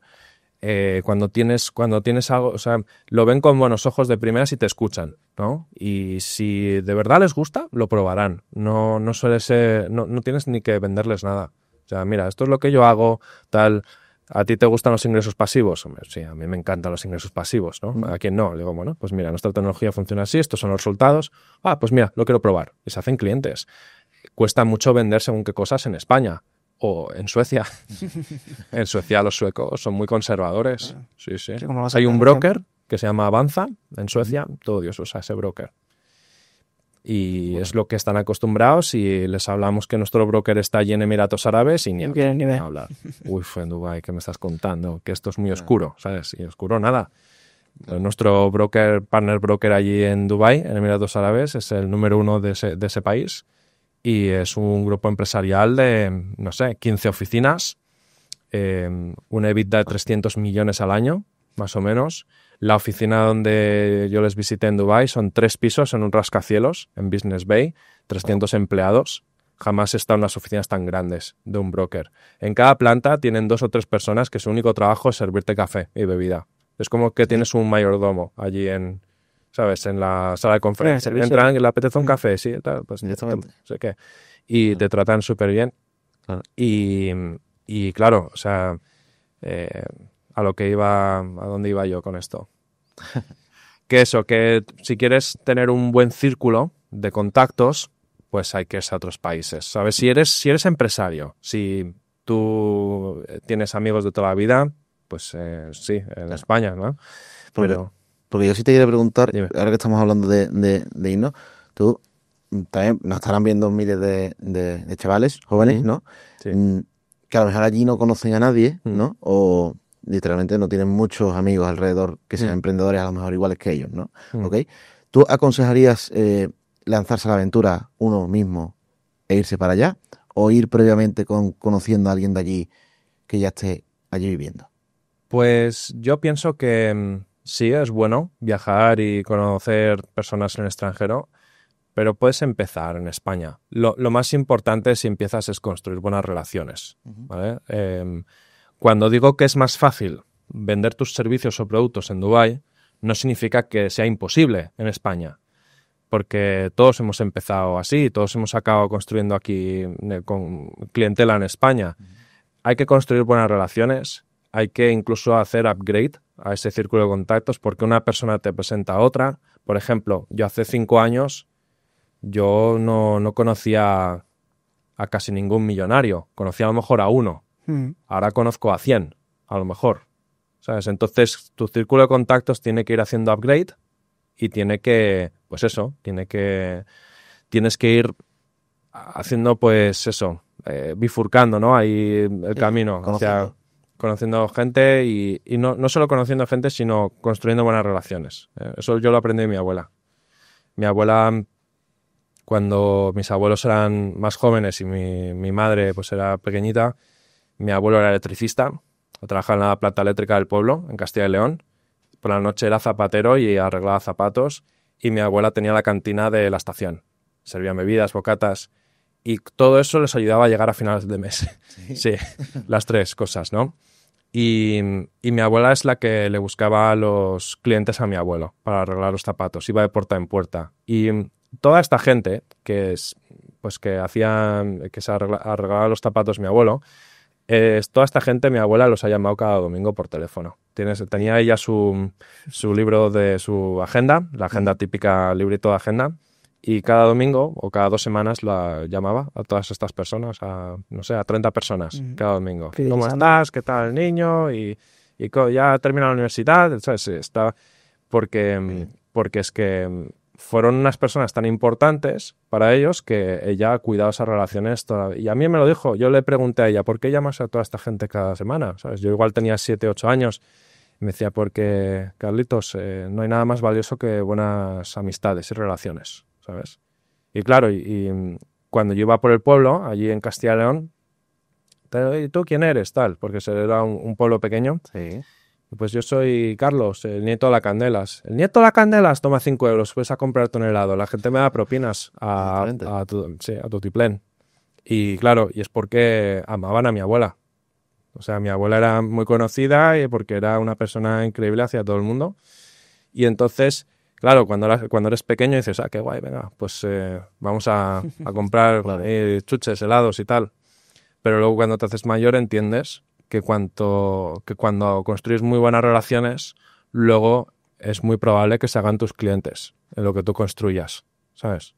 Porque ya has construido esa relación de primeras y porque te siguen hasta la muerte, donde tú vayas, ¿no?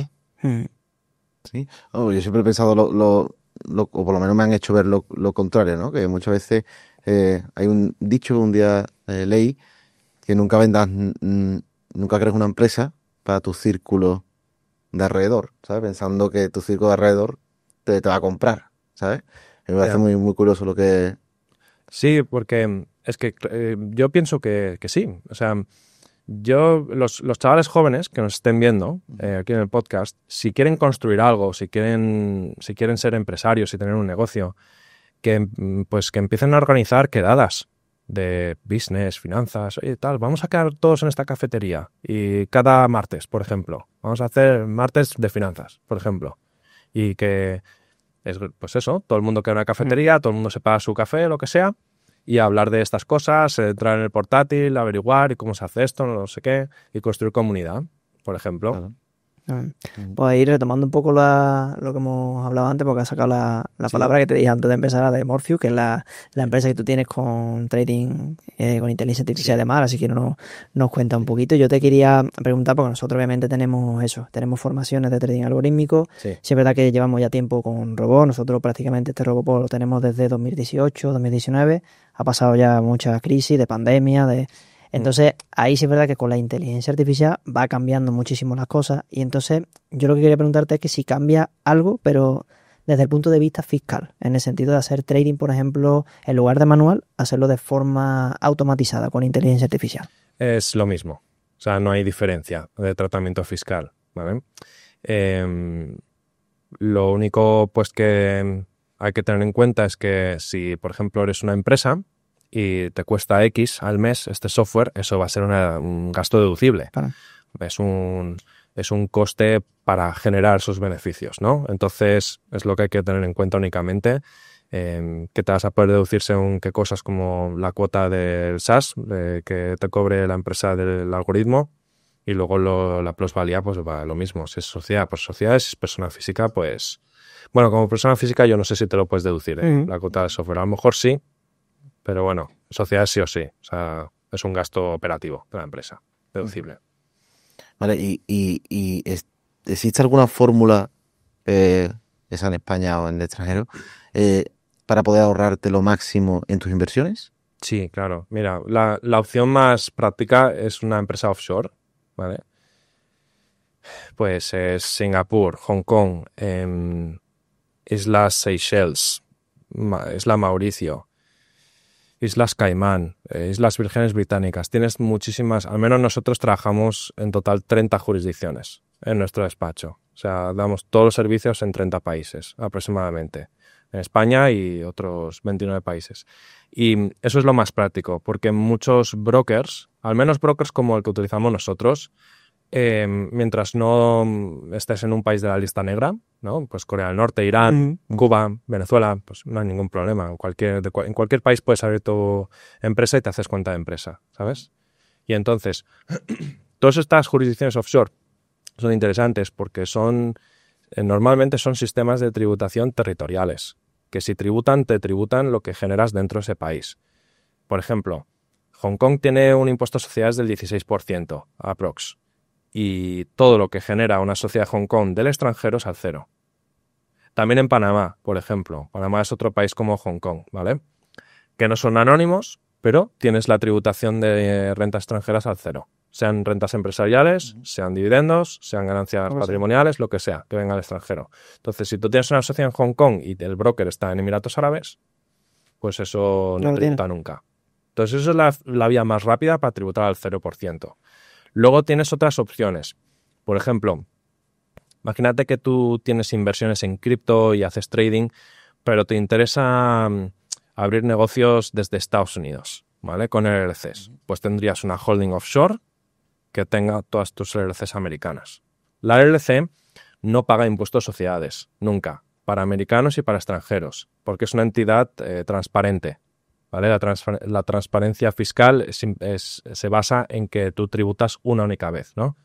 Con una persona jurídica, pues como una corporación o una sociedad en España o en otros muchos países, tú pagas impuestos de sociedades y luego vuelves a tributar dividendos y la nómina, ¿no? Uh-huh.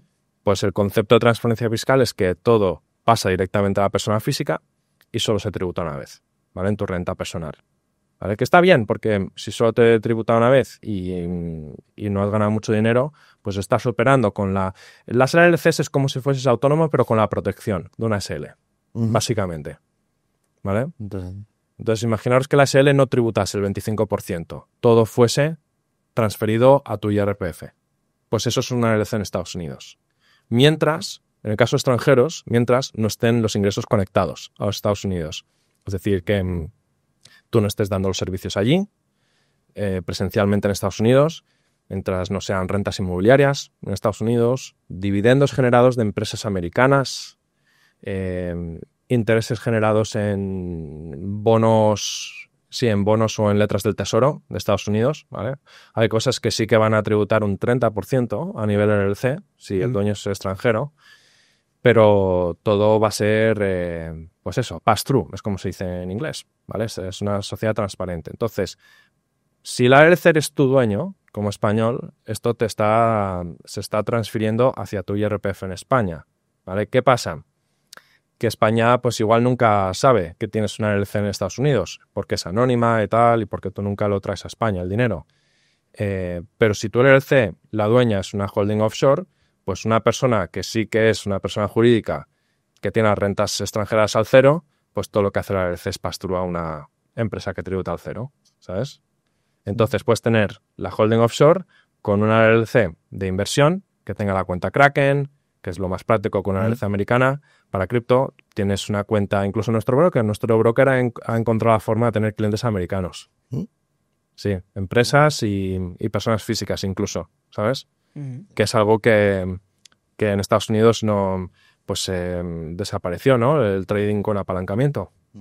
Los americanos usan Robinhood o Interactive Brokers, Ninja Trader, ¿no? Sí, los FDI y demás. Sí, claro. Pues con una LLC tienes tu LLC con tus inversiones y tu trading, y luego puedes tener otra LLC que sea el negocio, ¿sabes? Un negocio de consultoría, o si tienes un negocio de formación, ¿sabes? Todo lo que no es tangible, que no tiene que estar situado en un sitio, lo puedes operar desde el extranjero y tributar todo al cero, ¿sabes? Que es el caso de la operación empresarial que yo estoy gestionando y montando, ¿no? Todo este grupo, pues, es todo al 0%, ¿sabes? Claro. Entonces, cuando tú haces inversión, vamos a suponer una SL española, cuando tú haces 100.000 de beneficio, te toca pagar 25.000 de sociedades, ¿no? Pues imagínate tener los 100.000. Cuando tú haces los cálculos, tú puedes hacerlo en Excel, ¿vale? Calcula con impuestos y sin impuestos y verás que el objetivo de 15 años lo alcanzas en 7. Claro, eso sí es verdad. Sí, Pero el dinero estaría allí. Sí. Y lo puedes utilizar, o sea... Aquí. Sí, claro. Puedes tener la tarjeta de empresa. Lo que sucede es, algo que yo advierto siempre a nuestros clientes, es que si la LLC es un negocio operativo, una actividad empresarial, ¿vale? No poner ahí gastos personales, ¿vale? Solo los gastos de negocio. Porque si algún día tú entraras en deudas, esa LLC tiene que cubrir una deuda descomunal y tú has gastado mucho en cosas personales, te pueden obligar a devolver todo lo que has gastado en gastos personales a la LLC para cubrir esas deudas, ¿vale? Van a encontrar cualquier vía, ¿vale? Para que esa LLC pueda cubrir esas deudas, ¿no? porque es que ahí se va a quedar, ¿vale? Es un escudo, ¿sabes? No te van a forzar a vender nada tuyo personalmente. Por eso, las LLCs que utilices para inversión, que no sean negocios, que no haya préstamos, que no haya riesgo, donde no hay riesgo, pues ahí puedes tener tus gastos personales, ¿sabes? Entonces yo muchos gastos los tengo a nivel empresa, ¿sabes? No lo gasto de mi dinero personal.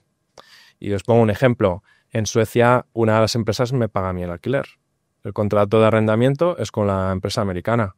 Y les transferimos cada mes desde Estados Unidos a Suecia, por ejemplo.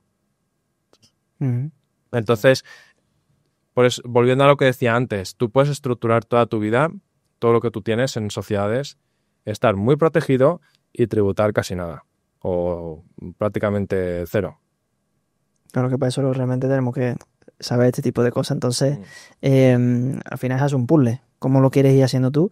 Y siguiendo con esto, yo te quería preguntar, por ejemplo, si yo, por poner un ejemplo, ¿vale? O lo que nos estás escuchando, si yo solo quiero optimizar una parte de mi cartera, ¿puedo llevarme solo esa parte de mi cartera y optimizar solo eso?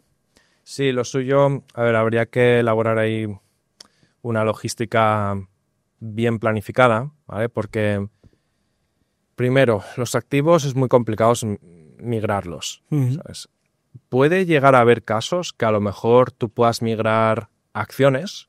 Imagínate que tienes acciones en una empresa, en bolsa.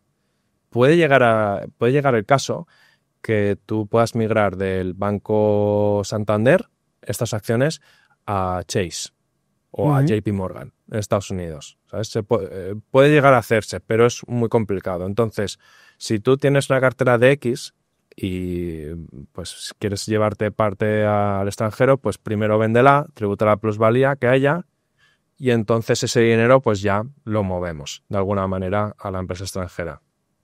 Y entonces ya lo sigues trabajando allí. Claro. Yo te quería preguntar también cuál es el límite un poco aquí en España que te marca la legislación, ¿no? A la hora de diversificar tu capital en distintos países. ¿Sabes? ¿Cuál es el punto en el que Hacienda te puede llamar la atención, ¿no? Por el hecho de a lo mejor te vas a un país, por ejemplo, te vas a Dubái, ¿no? Siempre que tengas la estructura bien hecha allí, ¿te permite tenerlo en todos los países? O sea, para entender tu pregunta, ¿te refieres a...? Es que no acabo de entenderla. O sea, te la reformulo. Vale. Si yo, por ejemplo, ¿no? Sí. ¿Hacienda de poner algún límite porque todo mi capital esté dividido en muchos países? No existe, de que yo tenga conocimiento, no existe un límite de lo que tú puedes tener en el extranjero.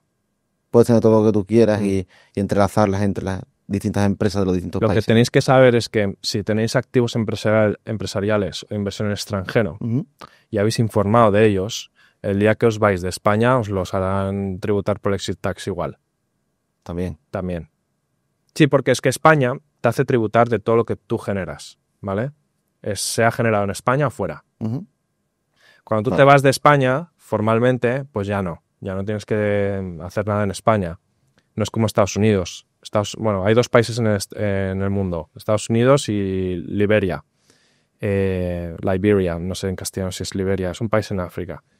Son sistemas totalitarios, es decir, que los ciudadanos, solo por tener pasaporte ese país, siguen teniendo que hacer presentación de modelos en su país de origen, donde son ciudadanos. Sí, bueno. Por eso muchos americanos han sido sancionados porque se han ido a otros países sin saber que tienen que seguir pagando impuestos en Estados Unidos, aunque vivan en el extranjero. Lo que pasa es que, por ejemplo, un americano que se muda a España a trabajar, ¿vale? Un empleo, pues todo lo que haya pagado de impuestos en España, que es donde va a tributar primero, porque la renta está generada en el territorio español, todo lo que haya tributado en España puede ser un crédito que se deduzca en Estados Unidos. Entonces, mientras el impuesto no sea mayor en Estados Unidos que lo que ha pagado aquí, no va a pagar nada en Estados Unidos. Aún así, tiene que rellenar los modelos y hacer las aclaraciones correspondientes. Sí, claro. Pero eso, que no hay ningún límite a la hora de diversificar. Ten en cuenta que si informas, entonces España te forzará a tributar la plusvalía simulando que lo has vendido, lo que tengas en el extranjero también. Claro. Pues bueno, vamos a ir ya llegando casi al final. A nosotros siempre nos gusta hacer una pequeña sesión antes de terminar de preguntas rápidas. Vale, venga. Entonces te vamos a ir lanzando un poco estas preguntas, nos vas contestando de Perfecto. forma rápida, así que lo vayas viendo también lo que nos estás escuchando. Entonces la primera que yo te quería hacer es que, por ejemplo, si se puede, obviamente de forma legal, pagar el 0% del IRPF que tú ganas, por ejemplo, de 40.000 euros al año. Como persona física trabajando en Sí, España. más o menos el ejemplo más básico en el sentido de que una persona que nos está escuchando ahora, que es un trabajador, gana 40.000 euros Sí. al año y desde ahí cómo se podría hacer o si se podría hacer. Bueno, tributar cero es muy complicado en ese caso, porque cuando son rentas de trabajo, Claro. lo único que puedes hacer es negociar con tu empleador si te aceptarían ser empresa, ¿no? Que tú tengas tu propia empresa y en vez de vaya hacer un contrato por laboral, pago, que sea un contrato de prestación de servicios. Y si estás gran parte del año extranjero, por ejemplo, incluso montar una sociedad extranjera para darle los servicios de forma remota, ¿vale? Es lo único que se puede hacer y en muy pocos casos. Ujú. Perfecto. Tengo una pregunta. Hay veces que estamos a final de año y, Sí. y vamos pensando ya en la renta, ¿no? Mm.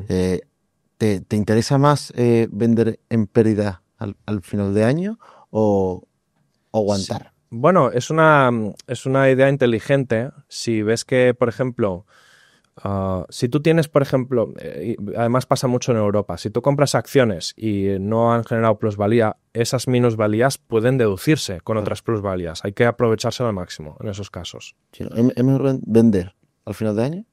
Sí, o sea, exacto. Vale. Sí, eso es algo que es muy inteligente de hacer si te puede beneficiar. Piensa que con según qué activos siempre vas a tener plusvalías. Entonces, sí, o sea, si un año has tenido minusvalías y solo ha sido ese año, pues bueno, igual no tiene mucho sentido. Pero si tienes una cartera que pega muchos tumbos y tal, pues aprovechate al máximo, ¿sabes? Entonces, pero bueno, tiene que haber, yo no estoy seguro si tiene que haber un periodo. Por ejemplo, en Estados Unidos, cuando son securities o cuando son activos financieros, tienes que esperar, no sé si tienes que esperar 15, no, tienes que esperar al menos 15 días para volver a recomprarlo, algo así. O sea, porque si no van a ver que lo has hecho aposta y te pueden pues tocar por ahí, ¿vale? Ujú. Pero bueno, que sí, que en el caso de que se puedan aplicar tal, pues hay que aprovecharse, sí. Perfecto. La siguiente pregunta que te queríamos hacer es que ¿qué país de Europa tiene la fiscalidad más favorable para una persona que se dedica a ser trader, para un trader, vaya? Pues yo diría que dentro de Europa la más favorable debe ser Inglaterra o Holanda o Luxemburgo.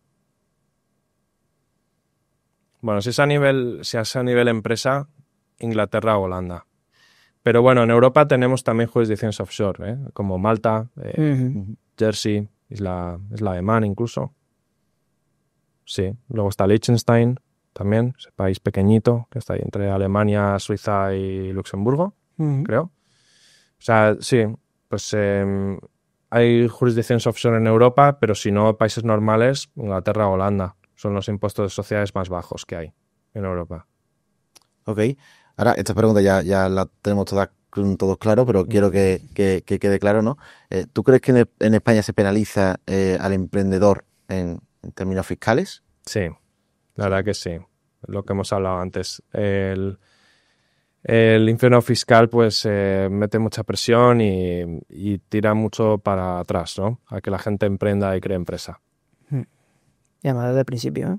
Sí. Que ahí es donde más cuesta. Realmente cuando más ayuda necesita y es cuando más cuesta. Entonces, pues bueno, yo creo que hasta aquí está todo hecho. Así que nada, Súper. muchísimas gracias, Carlos. Yo creo Gracias. Gracias. que ha sido muy buen podcast. Además, de hecho, creo que más que un podcast es una masterclass de realmente lo que se puede hacer. Y de hecho, lo que sí invito aquí a los que nos estáis viendo y escuchando y demás, que podáis seguir a Carlos en redes sociales, que veáis también los proyectos que tiene, que realmente habéis visto, que aquí en 1 hora, 2 horitas que estamos hablando, hemos resuelto muchísimas dudas. Así que desde aquí lo podéis hacer, lo dejaremos por aquí abajo por la descripción, si no está viendo de YouTube o en otras redes. Así que lo dicho, muchísimas gracias. Gracias, Carlos, Gracias. por el podcast. Y a los demás, pues bueno, podéis registraros también a los webinars que hacemos gratuitos toda la semana, también seguirnos en redes sociales y lo dicho, muchísimas gracias a todos y espero que os guste el podcast.